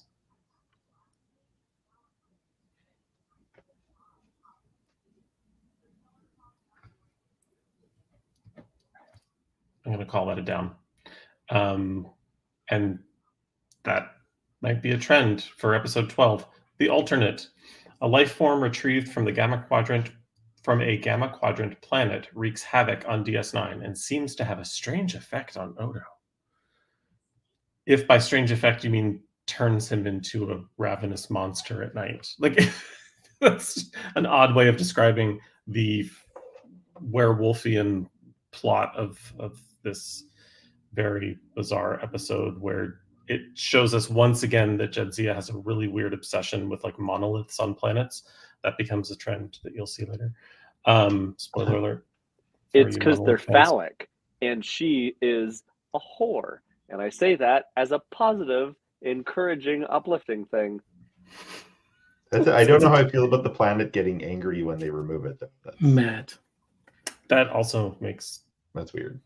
Yeah. Listen, I've said it time and time again. I identify with Jadzia Dax more than any other character in all of Star. Well, maybe Rafi now, but that's... I'm not Rafi. go into that. Yes, we all know that whore is a term of endearment from Matt. Slut. Whores get paid. Ouch. You're damn right, and I'm pro boner. Bono. Does it for the love of the game, not for the money. I don't remember this episode at all, to be honest. I think I slept through it, so you should have. Abstain. I apparently didn't miss much, so You did not. Thoughts, feelings, thumbs? Odo's sausage fingers creep me out every time. Yeah, we didn't like the alternate. It made Krista yawn. I saw that. Ooh, my list just disappeared. There we go. Episode 13, Armageddon Game. Unaware of being used as pawns, Bashir and O'Brien attempt to eliminate a biochemical... I'm not drinking and I still can't read tonight. I'm sorry, guys. Unaware of being used as pawns, Bashir and O'Brien attempt to eliminate a biochemical weapon used for centuries by two warring societies. Another good description. Yeah, the Harvesters. I'll let you guys debate whether it's a good or bad episode, but it does give us more Bashir O'Brien, that sort of momentum that started in season 1. And it is turning into an interesting friendship. That's all I'll say for now. I really liked this episode. I thought it was fun. I thought it was creative. We had a fun little set in the science lab. Everybody, they pretend that they're dead. Then Keiko has to get involved. Where's my husband? I need to go find him. What's going to happen to him? She gets to play the little stay-at-home damsel for the first of 1,500 times, because everything always happens to O'Brien. I actually really liked this episode. I'll be honest, I did. I thought it was fun. I think it's fun. Not for them. Yeah, it's fun. But, it felt very typical Star Trek. I love the characters, like, weird hair, that fucking ugly wig they're wearing, that thing. It's like it's fucking gross. The alien of the week. Yes. But instead of a forehead, we're gonna give you this weird wig. I wanted to rename it Armageddon Hair Game, because I was getting Shogun, I was getting Mental Institution, basket weaving. I want to know how they sleep. What do their pillows look like? What are they doing? Like how do you lay down with that? Like what? Massage tables. They all lay face first, then a massage table. Apparently, yeah. Like it's. I just. How much is hair and how much is head? Like where? Right. Like what is it? Yeah. Oh. It's a mystery. But how their ears blended into it, I don't know. A toot for that. A toot for that fucking wig. It was all about the hair. Like Krista, the I'm only makeup people are disappointed. like, we're not doing another forehead. Slap a wig on them, and the hair people are like, I got this. Ugh, tease that shit out. Yeah, like it's fucking gross. I love it. I'm only disappointed for that Krista that. didn't come up with Hairmageddon game, but I'll. Hairmageddon. Yeah.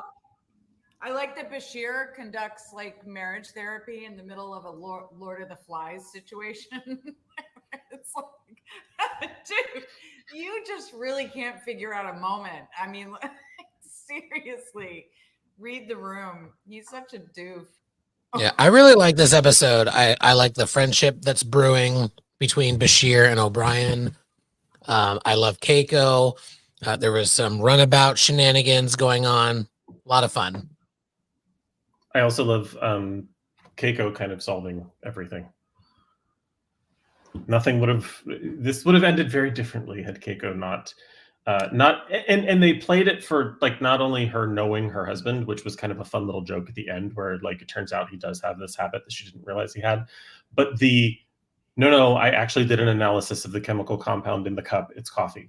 Like she scienced the science and solved the mystery, which was great. Even if her instinct was off, it still solved the dilemma. Show me your thumbs, y'all. Oh, Benji. It stings. It Hard bores no me. from What? Benji. You found it I love the boring? Keiko stuff, but it's boring. It's not Fair. the most exciting episode. I wouldn't watch it like, I wouldn't watch it over and over, but I've seen it, If it's on, I'll watch it, but I'm not like surfing for it. Episode 14, Whispers. While aboard a... Why did I do this? While aboard a runabout shuttle... It's not a shuttle. While aboard a runabout he has stolen from DS9, Chief O'Brien records a log recounting how he returned from a mission to find his wife and friends and had inexplicably turned against him. This is a weird a one. good one. I didn't even understand this episode. Thank you for saying that, Krista, because I have always felt like I was the only person that didn't quite follow it the first time. And if I try to describe it now, I can't. I agree with Will that it's a good episode, but it's also confusing as well. Yeah. Yeah, it's hard. It's a hard watch at first. It has some rewatchability to it, only because like, what the fuck happened? It's like, yeah, why was this? It's interesting. It's an interesting episode, but yeah, I don't. Again, it's like it has a good premise. I don't think the execution is really all there entirely. But wait, it's kind of fun, but like, and he gets in the room, and they're all in the room, and then they open another door, and another O'Brien. I was literally like, which one? Wait. Yeah. Hold on a second. Hold on a second. What was in that Advil? Wait a minute. Yeah. But I liked the format of it. I thought that was, it was kind of like, old school detective show sort of narration. And that was kind of fun. It's also occurring to me, I'm wondering if, he wasn't big enough, but if O'Brien was kind of like, all right, we have to do these back to back because I rarely get anything in the background. And they had like 2 O'Brien has to suffer episodes like in filming sequentially. So I'm wondering if he's like, I have a lot of time to do some filming right now. Let's just jam everything in and go from there. I don't know. I don't know. Colin has a very interesting IMDb, and he was very busy during the filming of the first couple seasons. He had signed some films and was in a couple of things. I think some stuff was actually done in the UK and in Ireland. There are other things that he did, minor parts in. He was in Die Hard 2. But he was busier than I think we realized that he probably was back then. Benji, I'm sorry, I stepped on you to answer that question. I was just gonna say I love like a Rogue O'Brien episode where like he uses his kick-ass engineering skills to like beat the system or whatever. It's great. And this is like a 3 for this is. Yeah, go. Yeah, go ahead, Benji. Yeah. I was just gonna say it like did really underscore like not only engineering but like a soldier get out of everything. Like he is one of the most competent and well-rounded people in all of Star Trek. Like he embodies getting through shit and making it work. And it's kind of that more like actual person. Like he's morally a little bit gray sometimes. So I don't know. I like O'Brien. It's a good, I'm dating him basically. So What do your thumbs say about this one, guys? Whispers. Alrighty. Moving right along. This should make Johnny very happy. Episode 15, Paradise. When Cisco and O'Brien beam down to a planet looking for a potential colony site, their technology fails and they are stranded amongst a group of anti-technology zealots. Cisco and O'Brien visit a cult because we're not going to talk about the patrician white woman demanding a person of color go work the fields, but instead let's examine why Scientology is a cult. That is the crux of this episode for me. Just, dude. No. That was pretty spot on. I would like you to say more in the chat, Johnny. Why? Why? I love it, but why? That's fascinating to me because I agree with Krista's commentary. Wow.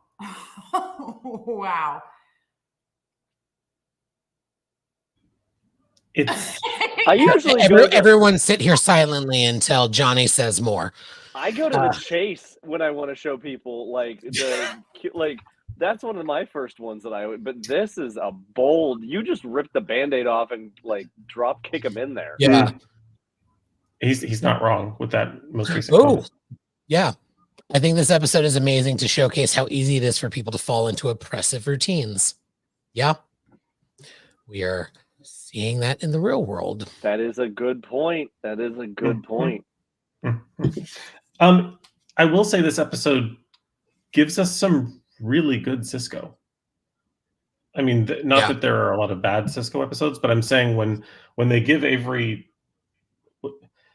it isn't often, and this is not a slight to Avery Brooks at all. This is just a comment on his style, and I love his style, and I love him as an actor and just as a person. But it isn't often that Avery Brooks is subtle. And he is very subtle in this episode, and it works. Like I'm surprised he doesn't do it more because it's powerful, and I like what he's able to do with what he's given in this episode. I think she's an amazing villain, Johnny, because in the end, they choose to stay. This is like a good example of like what happens when a Karen gets too much power. Yeah. I mean, it's a great like what? episode. Yeah, it's an just, interesting one. Yeah, so it's like buttons.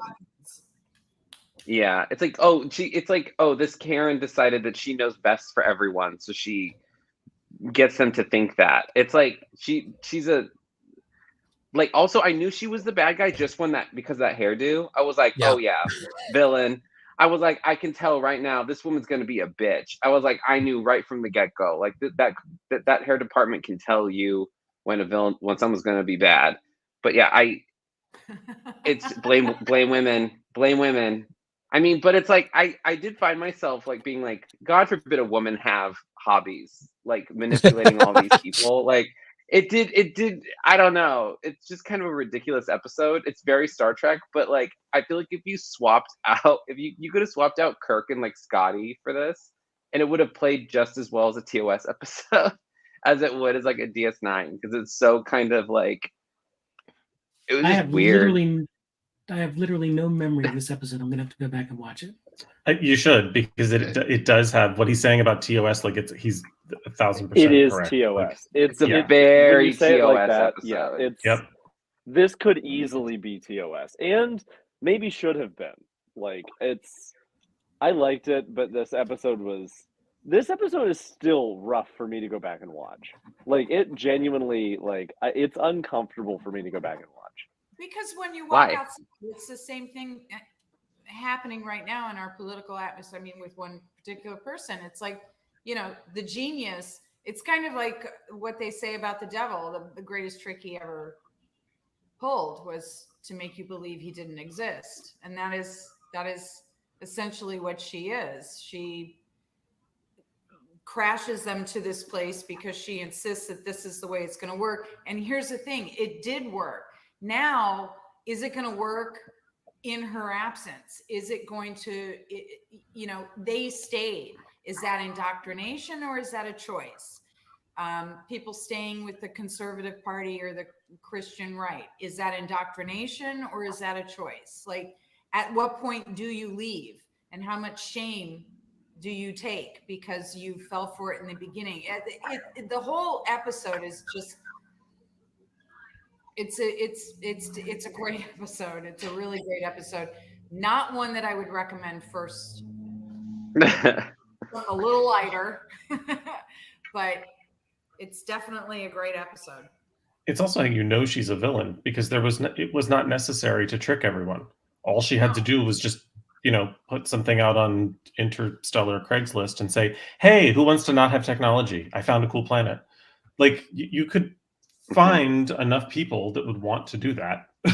Why did you have to force them all? Why kidnap people when you could just ask for, friends? Well, and clearly it's because she's a villain. It's probably her kink. Shows how easily followers follow. Like, in the absence of coming up with their own plan, in the absence of having a sense of self-manifesting whatever, it's a lot easier to just kind of hand it over to the person who says, well, I'll just lead everything. And once you do that, do you get to argue anymore? No, probably not. So it's a great episode. Thumbs? It's interesting that you guys Fine. refer to that person as a villain. I haven't seen it, so I shouldn't vote. I abstain. Star Trek does not have very many true, mustache twirling villains. So yeah, she's the antagonist, but this episode not has really one. the villain. Justice for Meg. She's a villain. The villain was that hairdo. Meg has died. Bitch, you killed her. Why are you crying? Episode 16, Shadow Play. On a planet in the Gamma Quadrant, Odo and Dax discover a society whose inhabitants are mysteriously disappearing into thin air, almost as though they're holograms. I added that last part. Can I say the name of this episode did not match the tone of this episode at all? Like, there was some dissonance there I was like, what? Oh, okay. Yeah, holograms aren't shadows. It's weird. And no one's playing. And no one's playing. The two of them didn't think it was strange that the guy's daughter just disappeared, and they're like, well, where's your granddaughter? And he was like, yeah, I don't know, over there. She might be over there. And it's like, okay, so you're not concerned about anybody else. And then they show the daughter, and she's got like bear claws in her head. Nobody's doing DNA testing on the claws. It's like, it was an interesting callback to do hologram characters or people exist outside of the, like, I get the whole point of it, but I was just kind of like, this is okay. I have to be honest, I kind of thought it was a fun episode. I actually kind of liked the episode. I thought it was a fun idea. I thought we always love a good mystery episode, especially when you get Dax in there to like logically science the shit out of things. And I don't know, it was fun. I thought the episode was fun. I think one of the biggest missed opportunities in Deep Space Nine is the relationship between Dax and Odo, and no spoilers, but more of why I feel that way in later episodes and seasons. But like we see seeds of a very interesting relationship here, and it just doesn't get explored. But I did like this episode. It's a Dax episode. It's an Odo episode. Them together intrigues me. It is at least slightly better than when they did it again on Enterprise. So I'll give it that. I'm just only slightly annoyed that no one walked up to that one actor and said it's hologram, not hologram. Show me your thumbs. Actually, depending on what you're using them for. This is another one I don't remember very much, so I'm going to abstain again. Sorry. Ken, you need to get with the program, man. I know, I do. Talk about not doing your homework. Listen to Joanne. I hate to tell you. I watched all of them, Ken. We will swap Joanne out for you. You can be a guest star. Like, it's... All right, I'll just go now. Listen. Have a great evening. Contracts are being renewed shortly. Things could get messy. Episode 17, Playing God. A Trill initiate who has Jesus Christ, Trevor, why can't you read tonight? A Trill initiate who has come to DS9 to be trained by Dax, not entirely accurate, is shocked by her unorthodox demeanor. And Dax discovers a tiny developing universe. That's accurate. It is, but like you what a wild episode description for people who don't know Star Trek. Right? Like, and like she's just walking down the hallway and it's like, what's that?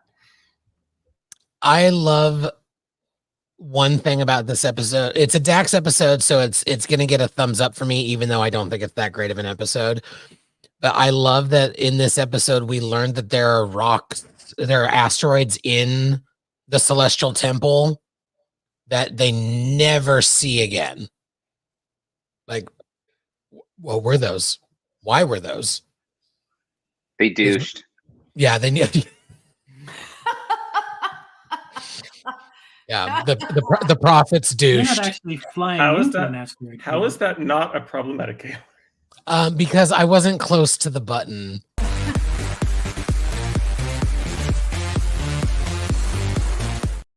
Tanya, I mean, tell me the odds. How problematic does something have to be at this point? It's like 9/11, they didn't use the emergency broadcast system. Like, what the fuck else is it for? Like, that's what that problematic gale is. That's what I tell guys when I hook up. But I was like, hold on, I'm not ready. There are asteroids in my wormhole. Like, that's what I tell people.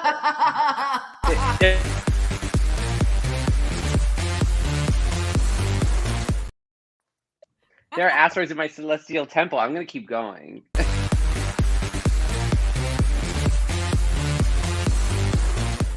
You should keep going. Paint him.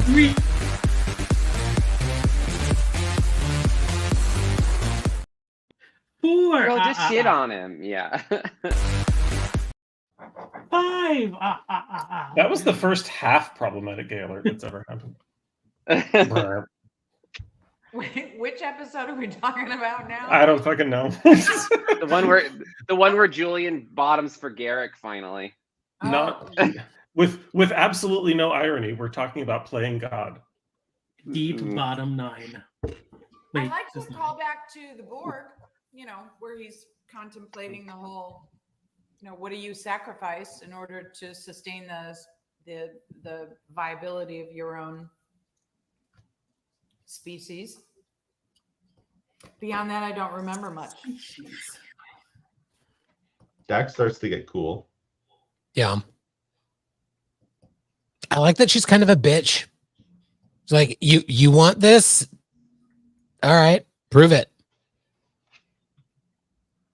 Matt, you were going to say, but Dax has always been cool. Go on. Well, yeah, there was that. But I also want to say, like, I loved that this is one of the times where her facade of, I'm usually nice to everyone, but I'm, like, bitchy and encouraging. But no, she has a side where she can just be a huge bitch. Yeah. Like, she does have the flaws of, like, you know what? No. I'm not going to be understanding, and I don't have to tell you why. Because I've been through this shit. And I don't want to, like, I liked it. I like it. It's a thumbs up for me. Wear your hair down, girl. Wear it down. That hair department had no idea what to do with people's hair. They really didn't. And they were like, oh, let's figure this out. If you weren't a man, they were like, here's this really bad ponytail that looks like, it looked like a helmet with a ponytail attached to it. Yeah, it's just bad. Anytime you can dive deep into a little universe is a good episode. It's kind of funny that they struggled so much with hair because it's probably the same people that were on Ken, TNG. am I correct in assuming that Well, you they didn't- still struggled with their hair too. Like, But not as eventually bad. Like all of a sudden, it's like, oh no, we're on a space station. What does hair look like? Like it doesn't. It's yeah. The Anyway. hair is, you know, playing Tough subject. God. I'm giving it a sideways because Arjun gets on my fucking nerves. What's everyone else giving it? yeah, sideways. And sorry, Krista, I missed your snark. I'll get it some other time. I've got plenty. I know. I've banked Handing my that shit stuff. out. I'm just Episode gonna 18, Profit and Loss. Quark's one true love flees to the station with two of her students, members of the Cardassian underground, being sought by the military. Love. True love. Mary Crosby. First she shoots JR, then she shoots Quark. Who shot Quark? Was not on a Time magazine cover. Clearly, this episode really brings out a lot of emotions in all of us. It's a decent Quark story, but it's also kind of weird. I don't see any connection between these two characters. It's a fun switcheroo at the end with Garak. I give it a sideways myself, but what do you guys think? Is it universally sideways? It's like a meh We're all kind of episode. meh. We're like, yeah, that happened. The only thing I know about this episode is that this was the same time as there was an earthquake that happened in LA and everyone had to go home. So like all of the people who were in alien makeup had to go home to visit their family. So I'm imagining Quark driving like a Honda Accord down the 101 to go visit their family. Like that's the only thing that I know about this episode is that there was an earthquake and they all had to go home. That's the only thing I remember. But they had to go home in makeup. Because they had to immediately. Thank you, Walter. Because they had to immediately leave. So And I it's really like hope I really hope he was on the 101 because that means he was going like 5 miles an hour, and Yeah, everybody was just traffic. Like, what the Everyone's just like, fuck? Yeah. who the fuck is that? Yeah. That's the only thing I know about this episode. Okay. Sideways. Why don't these cool women go for Quark? What the hell? It is kind of weird. What is happening? Why is that happening? That looks like a Telosian was getting a facelift. You had to go home in your makeup. That was my Yeah. last trip to the dermatologist. Episode 19, Blood Oath. Jadzia opts to risk her future with Starfleet in order to fulfill a blood oath made by Curzon with 3 Klingon warriors. Okay, this one is 1,000%. Jadzia wanted to do some cool shit and was like, this is a good cover for me to just go on a little adventure and be like, oh no, it's a blood oath that Curzon did. I have to uphold it. And like, she just wanted to go do shit with her Klingon buddies. Like, I respect it. I loved it. Listen, sometimes you just want to do a little murder. So, as a TOS person, you might expect this I thought was a pretty good episode. I know Krista didn't like it because it's all the Curzon stuff and she's off running around doing whatever she's doing. But my first thought, of course, was how did these TOS Klingons get into the TNG Klingon makeup look? We don't talk about whatever. I got over that. Yeah, they don't talk about it. I thought it was a really cool thing to bring back these 3 amazing character actors who had done incredible work with the original series, but also just had a huge career beyond the original series. And then bringing them back and honoring Deep Space Nine was honoring its history. I thought they did a great job honoring their history. I think it was a really strong Dax episode. And it was nice to see Kor Kang and Koloth. I thought that they did a great job bringing these characters back. And there was one quick toss-off reference to Kirk. And actually, no, that didn't happen in this one. That happened in a later one. That happened in a future core one. There was no reference to Kirk or to the Enterprise or anything here, which I thought was an interesting thing to do too. Not to, to bring the characters back, but not to make any reference to their history, just that they were friends. I thought that was cool. to that point, for a long time, I didn't realize that they were actual TOS, because for a while it's hard to remember anything that happens in TOS. Like, I had no idea that they were TOS actual Klingons, and so I was like, okay, like, you're old and Jadzia, and obviously it builds on. I won't do any spoilers, but like, I get it now looking back, and I like it even more now that I know. But because it was so disconnected, I was like, oh, okay, like, I don't know. I love this episode. I love a Dax episode. Dax makes the Klingons interesting, not just Worf. Dax makes the Klingons interesting. Like, Klingon shit is quite often in TNG and early. In TNG is very boring to me. It's a little like, all respect to Ron Moore, great producer, great creator, but the Klingon stuff was, to me, always seemed very two-dimensional. Jadzia made it interesting, and like, I agree that we got a little too much of the Curzon-ness of her past life and not enough of the others.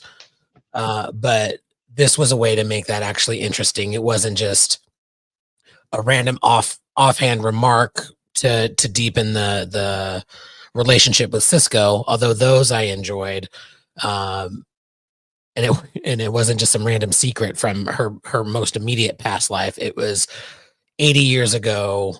It was deep Klingon tradition. It was her being a science officer is what ended up saving the day. So like she even says in the episode, if I were still Curzon, you'd be screwed. But lucky for you, Jadzia is a scientist. Loved it. Also, from a behind the scenes standpoint, this was, they had that doctrine forever on the Next Generation to say, ignore the original series. Don't go back to your past. Just strike something new. And the writers for Deep Space Nine, who were all original series fans, basically said, fuck that. We're going to go deep and we're going to do it right now. And, I thought that was a pretty cool thing to do. And it obviously was not the only time that Deep Space Nine would play around with the original series. There would be a lot more coming, which was cool. All right, guys. Sorry, Joanne, what'd you say? I said, go deep. But show me. Go deep right now, is what he said. Show me your Urwul. That's thumb in Klingon. I Googled it. I was just going to say, did you just Google that right now, or did you? Yes, I don't speak Klingon.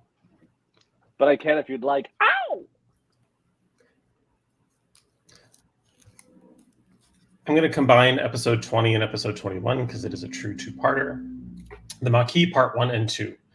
The explosion of a Cardassian freighter leaving DS9 makes unlikely allies of Sisko and Gul Dukat as they try to expose a terrorist group. Sisko struggles to stop the Maquis terrorist attacks while keeping Cal Hudson's involvement with the rebels a secret. This always felt like it could have been one episode, which is another reason why I'm mushing it together. That's really my only criticism. It gives us some great. I actually love the scenes on the runabout with Dukat and Sisko, and most of the time I fucking hate Dukat, and I really like the Dukat Sisko scenes, and also just the formation of the Maquis is cool. Like I like what they're giving us there. I just have always felt that the Maquis were not depicted in a way that made them seem appropriately aggrieved. What they were telling us and what they were showing us didn't match. They're telling us that these people are being displaced from this awful and repressive treaty, and then we visit them and they all look like they moved there last week from Malibu. Like it seems discongruent and bothers me. But that being said, giving us some more political stuff on DS9, I'm here for it. And the Maquis looking back at Earth and saying, fuck you guys, is an interesting idea. So anyway, those are my thoughts. What are your guys?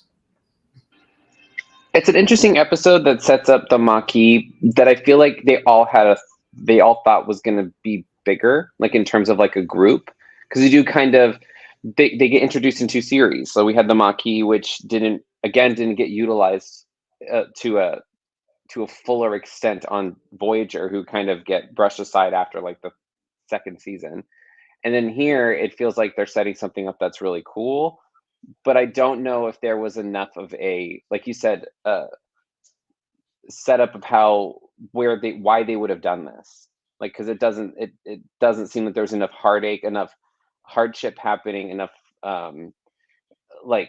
enough things to happen where these people would become radicalized and become terrorists in a seemingly utopian society. How that would happen as part of a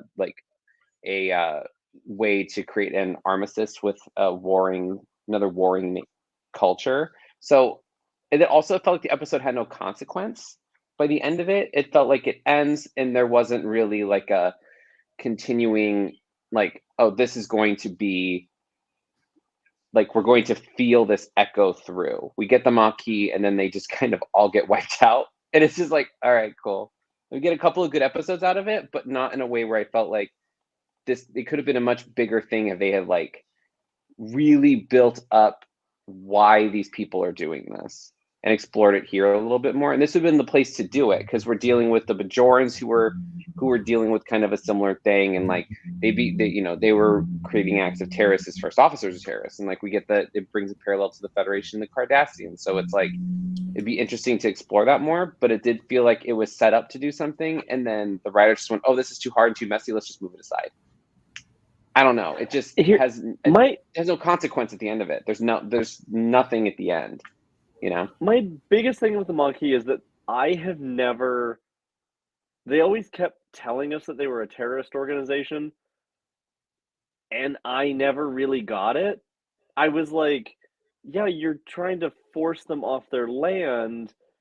And like, I don't know, the Maquis, I always loved the Maquis. I still love the Maquis. But it honestly felt like the writers constantly went, oh, we have this really fun idea, but how do we make it so that Starfleet shouldn't be on their side?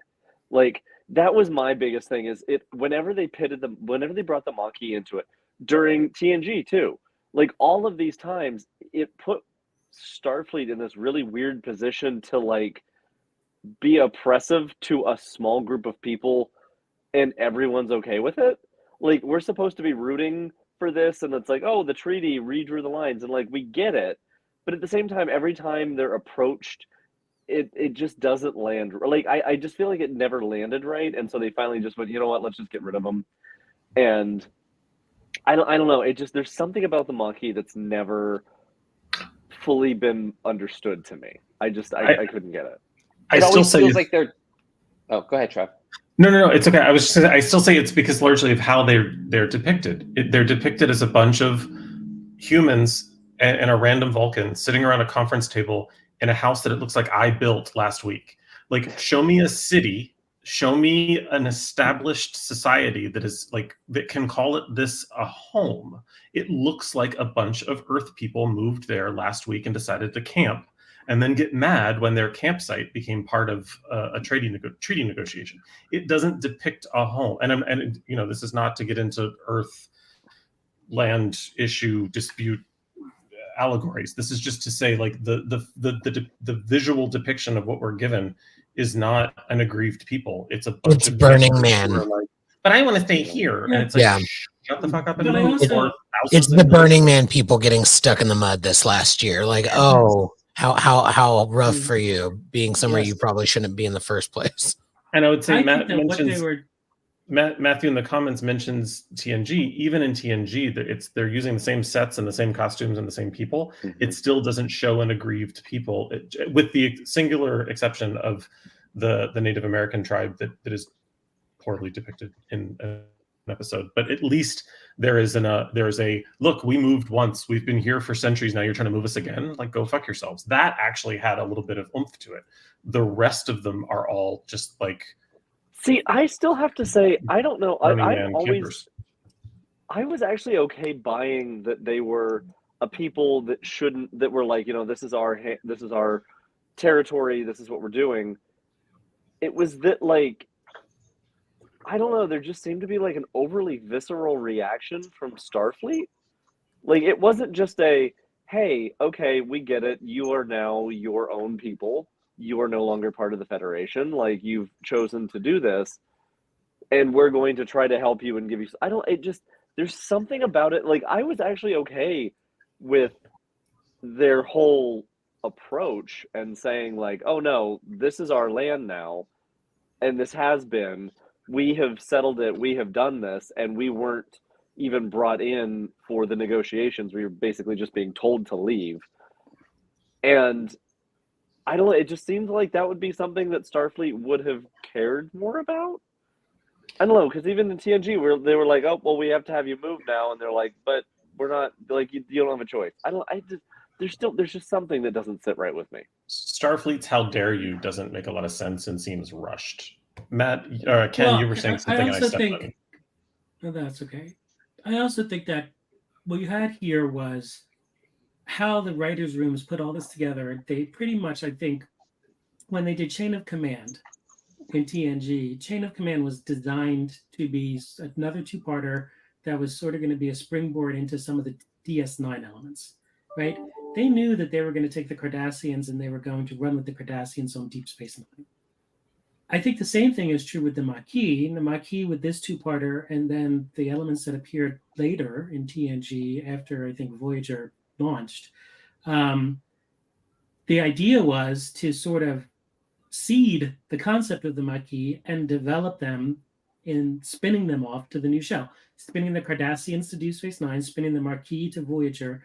It's just that Voyager didn't do them well at all. They basically got rid of the Maquis, not even after the second season. I'd say after the first handful of episodes, they basically decided this isn't going to work. So I think it was always an underdeveloped thought and was designed to be the springboard for this new show that eventually jettisoned them anyway, as a concept. I mean, if Voyager had played Maquis versus Starfleet and have the crew constantly being at odds with each other and letting that sort of be a bubbling plot through the show, but they didn't. They just settled it. How different of a show would it have been if you had that kind of a conflict through? Anyway, that's my thoughts. This is a good example of when telling a story to don't tell your audience something, show them that. So it feels like they're telling us we should care about the Maquis and these displaced peoples, but they're not showing us that or forcing us to care for them. It's just like, okay, they're here. And then it's like, again, another instance of no consequence. It just doesn't feel like there's anything that comes out of it. And it's like, it's a half-baked idea, but one that like, it should have been a completely different recipe, if that makes sense. Like, it just doesn't, I don't know. It just doesn't sit. We don't get these people, I think, in the right way, and we're not forced to kind of believe them. We get moments where like the treaty was bad. We gave up too much and stuff, but then like, I feel like the Federation been like, oh, we're going to move you from a planet that's of equal or greater value and location and move them all. And it feels like, most people have been like, yeah, sure, cool. Like it doesn't feel like there's any repercussion for it. I mean, if someone was like, hey, by the way, we have to relocate you because we sold your apartment. We found that one that's the same price and maybe even nicer. I've been like, sweet, let's go. But like, it just, I don't know. Again, it kind of mid-episode again for some reason. Show me your thumbs, folks. Wait, I thought that Ducat was awesome. I wanted him to continue his speech. I wanted him to continue with, you will place the cap back on the pen and you will put that pen on a table next to the document that you have just signed. And then we will go to Quarks and we will observe the Dabo female in the apple bottom pants and the footwear with pelt. Oh, Krista. Thumbs up. I liked the episode.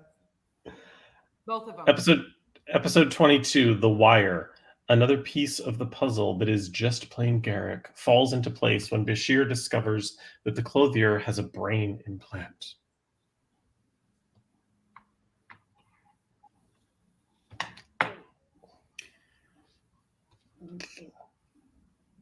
Andy Robinson. This is is a his fantastic addiction one. character Yeah? actor. Yeah. Yeah.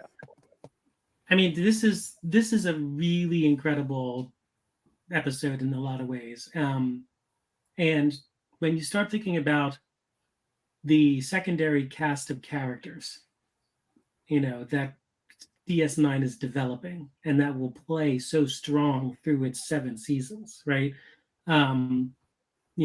Garrick is at the top of that list, in my opinion. And I think this is just an incredibly strong episode. And Andy Robinson is just a fantastic actor. And this is a great showcase for him. So I was late joining because this was the episode that I got sucked into. It was like this is one of the best. Like, it's so good. Andy Robinson is so good in this one, and especially with Bashir. And it finally gives you that, this is the one where Bashir's like, oh fuck, I'm in love with this guy too. Yeah. Like, this was the episode where he's like, oh shit, he is my boyfriend. Like, oh, we're going to lunch every day. Oh, why doesn't he trust me? It's like, girl, calm down. You've bought him for him, but he hasn't put a ring on it. Like, and then he's like, oh shit, this wasn't just playing around. I actually have feelings for him. Like, I don't know. I loved it. This was the episode that there is no non-homophobic justification for them not having kissed. Like, this is the kissing episode. I agree. I wanted them to kiss. I wanted them to kiss. And they kiss. Yeah. And they kiss. This has probably my favorite line in DS9, where he says, "All of the story." I wrote it down. All of the stories, which ones were true and which ones weren't. My dear doctor, they're all true, even the lies, especially the lies. And that so good. Especially the lies. It's a great line. Yeah. It's a great line. I think it's when the show is like best when it really draws on the relationships of the characters and lets the actors act. I think is really where this shines, because I think the writing on the episode is a little uneven. The pacing's a little weird, but like Garrick and Bashir in a scene, it's like, yeah, this is it. Like, we kind of get the chemistry of the characters and how like the acting really propels the story forward. So yeah, I love this episode only for the two of them together and seeing Garrick kind of really go for it. It's like a cat batting around a mouse before he. Yeah. And then the cat and the mouse kiss. And they kiss. And then they kiss. Garrick is my favorite so far. And have the whole thing of him setting up and like, oh, Elam is the one who I set Elam up to take the fall, and this was he was my friend, but we were closer than friends, and yada yada. And then you find out Elam is his first name, and you're like, oh, this bitch, this is the bitch. She is the moment. She is that bitch. Like, she serves cunt every morning for breakfast, and you will have a continental breakfast. Like, this was a good example of why gays are smarter than everyone, because it was like, oh, she's gonna pull a stunt. Everything this bitch did was a stunt. Everything. Faggots love a stunt. And I'm like, give it every single thing. It's like wig reveal, backflip, backbend, split, death drop, club, another club, next place, train, bus. It was just wild. I was like, okay, work. It's just so stupid. Boots the house down, mama. Mama, boots the house for your nerve. Yes, slay diva. Yes, God, okay. Yes. Oh, yes, God, double save. It was just. Double it's like save, don't give a faggot a reason to pull stunt, because they'll do it. I mean, and guess what? Most of them don't need a reason, and Garrick proves that too. He doesn't need to do half of this shit. He does it because he's bored on a space station. He's a menace. He's a menace.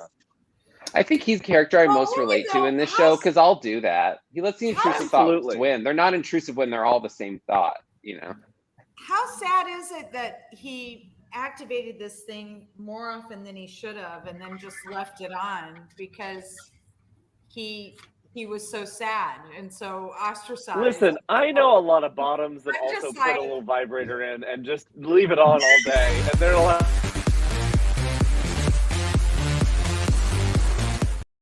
I object. There was nothing problematic about that statement. You know what? and girl, like, okay, you did too many poppers. Now you have to have poppers to have fun. Like, we get it. Like, okay. Like, I don't know. There was something, maybe it's because I'm in the gay community. Whenever I watch this, I'm like, okay. Like, yeah, being among straight people is exhausting and awful. And if I could put a butt plug in, let someone else control it, I would. And guess what? We can now. Like, okay. I don't know. There was just, I love this episode but so he was- much. he It was Hello, so Joe good. Biden. Yes, you're gonna have to That's rethink those what you rights. went Thank you so blind much. is what we're saying. It's kind of it came to fruition. We did it, Joe. We got to stop them. we did it, Joe. We have enough. Okay, so whether you call him Garrick, Elam, or Mother, show me your Or thumbs. Daddy. He is Call mother. Me, mother. Mother. Oh, and Johnny, I was Oh. referencing Harris's Burning. Good catch. Faggots love You a also stunt. reference like everything. You just I'm It was the- nothing I say. Every line is a reference, darling. Every It was line. the even the rarely lies. used. It was the rarely used Especially the homosexual lie. omni reference. Yeah, Episode 23. omni- Episode 23 crossover. Operational difficulties while traversing the wormhole send Kira and Bashir to a hostile alternate universe. Not a hostile alternate universe, the hostile alternate universe, the mirror universe.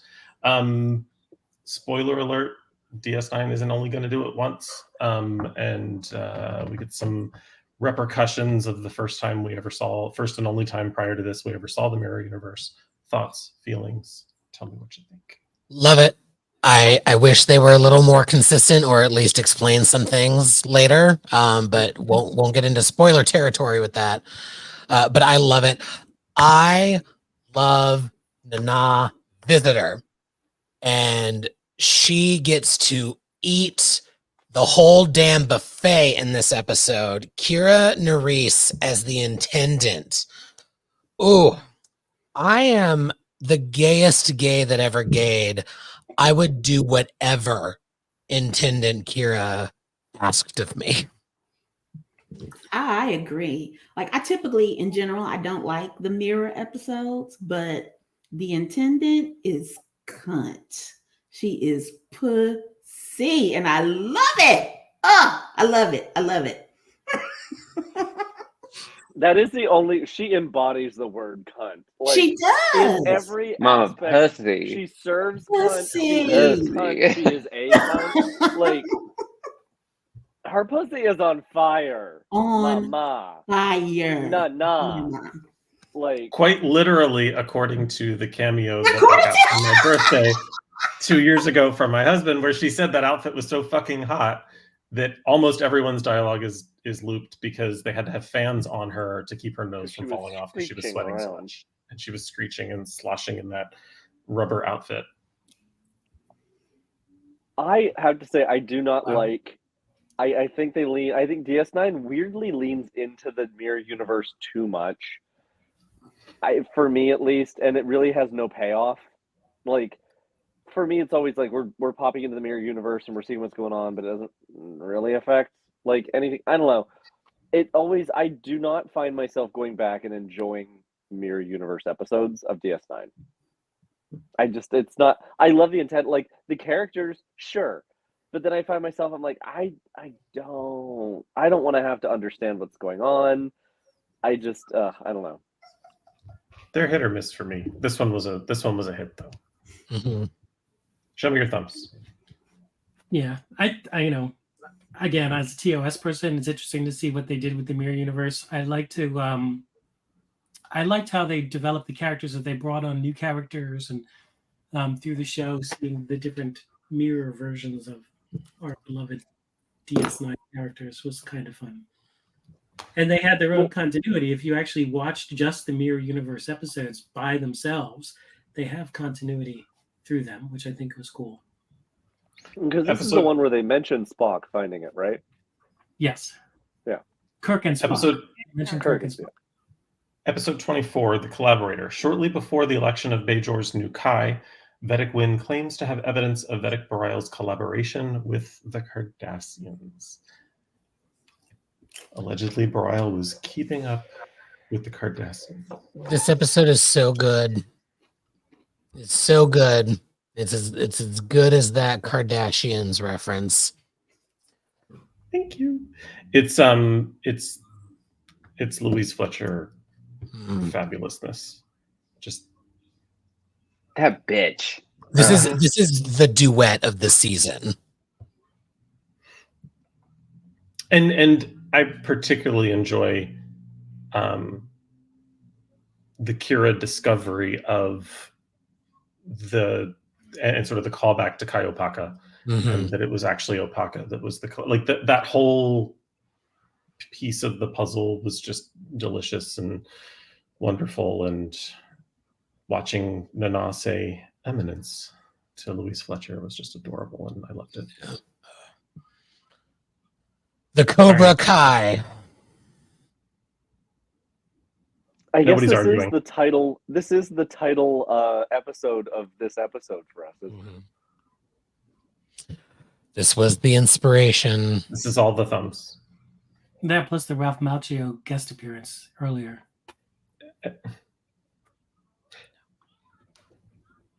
Not even going to go there. Episode 25, Tribunal. O'Brien is caught up in the tension between the Maquis and Cardassians when he is brought to trial on Cardassia Prime for unknown crimes. This is another O'Brien must suffer episode because apparently we couldn't get enough of them in this season. We had a lot this season. And this episode is not talked enough about when we talk about trial episodes in Star Trek. I love this. Agreed. episode. I love it. Does You're this qualify indicted, as a you're courtroom guilty, episode? It should. Your penalty is death. Let's start the trial. Yes. Okay. Let your guilty trial begin. His advocate just your job is to make you get comfortable with the fact that you've already been judged. You just I need to loved send it his away. advocate. I mean, it was it's awesome. I thought it was just comic relief. The judge is great too. Yeah. She was serving cunt. She was so stressed. She was so stressed. I loved every minute of that entire thing. Yeah. She walked in and she's like, listen, I'm a puppet of the government. Let's slay. And she did. I thought it was funny. Thumbs up from me. I mean, at this point, anytime the Cardassians supply any evidence, I'd be like, this shit's tampered. It's fraudulent. It's fake. I would have been like, no, because every time they've supplied evidence, it's always like Dax finds out that it's fake. Like every time. It's like, give it up. Don't even submit evidence. Like, no, he's guilty because I said. Like, stop. We know you Every all can time. do DNA manipulation. This DNA evidence is not admissible. Exactly. It's always fabrication. But thumbs up though. Good. Episode 26, guys. We made it. Bringing that runabout in for a landing. The Jem'Hadar, Cisco, Jake, Quark, and Nog encounter a terrified alien woman who claims she is running from a group of soldiers called the Jem'Hadar. Technically. Yeah. I mean, all those things did happen. This episode was great just for that one moment when Quark gets to say, hey, step off of my species. You guys, the kind of butchery and horrible things that you've done as humans, we got nothing on you guys. And I thought that was a very poignant moment where he'd been taking it and taking it and taking it, and finally he was like, yeah, I'm going to help you, but I'm going to say this first. Yeah. I think one thing that I would like to be noted in a Trek episode is a lot of races in Star Trek are overtly racist a lot of the time. Like even Quark, who's like, you humans are always this and always that. It's like, it's an example of prejudice. The Vulcans are quite often, I don't want to say every Vulcan, because I don't want to be a hypocrite with the point I'm literally making at the moment. But so Not many all Vulcans, so not hashtag not all Vulcans. So many Vulcans are depicted as saying humans are too emotional and we are stronger and better, and like they're arrogant fucks. That's one thing I loved what Enterprise did with them for that reason, is like, oh, we actually we could see that they weren't always perfect, and even when they were perfect in TOS and Next Generation and beyond, they're kind of racist. Humans in Star Trek are kind of racist. Bones was. We've talked about that before. And it happened here, and I'm glad that Quark, the Ferengi character, got to call it out. This is very true. I don't think Also- people appreciate how much of an allegory, I guess is what I'm looking for, the Jem'Hadar are, at least for me, for like the organized church, particularly in America. This whole blind faith. I mean, they're literally addicted to, this substance. They're hierarchical, but they're also fierce and very dangerous. I mean, it is, the church personified. And you really you could unpack that for days.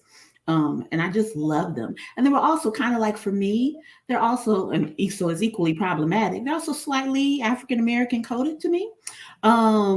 So, you add all of that complexity about the Black church and its problems, but also being this agent of change and force.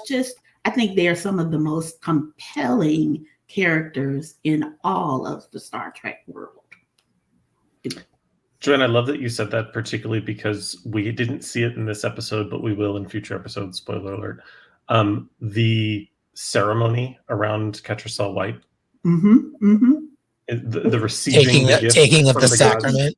It's a ritual, and they take a vow, Yeah. and and you pledge your allegiance. It's very much the table, and and just what that means, and are you worthy? Even though it's antithetical to come to ask questions of worthiness, to come to the table. It's not your table, but and ultimately it's not theirs. It's the dominion. It's fascinating. It's very compelling. Very compelling. Thumbs? I also like that Quark kind of gives his speech, and then he says something like, "You'll have to excuse me now. I have to pick a lock." And it sort of suggests that, everybody looks down on everybody until they need the skill that's associated with that group. And then all of a sudden you're very useful. The duplicity, the inherent duplicity, the inherent convenience and hypocrisy of all of it. And I agree with Joanne. And we get more of it in the next coming seasons, but this swallowing of this is how it is. It's, on the one hand, it's a frightening thing, but on the other hand, if you're the person doing it, it's kind of comforting, because now you don't have to think about anything. It's all there for you. And you don't have to make any decisions. You don't have to be responsible. You don't have to have your own agency. You can just follow instructions, which is a pretty dangerous place to be, especially when you're genocidal by, as I understand it, a genetic implementation and addiction. So Victory is life. Obedience. I liked it. Great. Good setup for what comes. Y'all, we did it. We got to the end of the season. Trevor, give us the tally. Drum roll for him to give time to count. I did a little bit of counting ahead of time, so I was planning ahead this time. So we gave 13 thumbs ups. We gave 9 meh thumbs sideways, and we only gave 4 thumbs downs. So this was a more popular season than we thought, although it was a season replete with meh. Do you want the rest of the scorecard? Yeah, let's do it to Bring it. in? Yeah, we're at 2:30, so 1 TOS alert. I've just invented them. No Bev alerts, no Canon alerts. 5.5 problematic gay alerts. No, excuse me, 6.5. I missed that other little hashtag there. Bonus points, 100 to Will for Replica Tessin, plus an additional 6,900 bonus points to Will for the quad problematic gay alert. That's never happened before, and probably will never happen again. And 50,000 bonus points to Johnny in the comments for his problematic praise of Paradise. That's valid. We did it, y'all. Thank you so much for joining us in the chat. Always love having a lively chat. Really appreciate it. Be sure to like and subscribe. Smash that subscribe button and follow at USS Salon on Twitter to keep updated. We will be back next Thursday at 6:30 p.m. Pacific to talk about Star Trek Deep Space Nine, Season 3. Live long and prosper, y'all.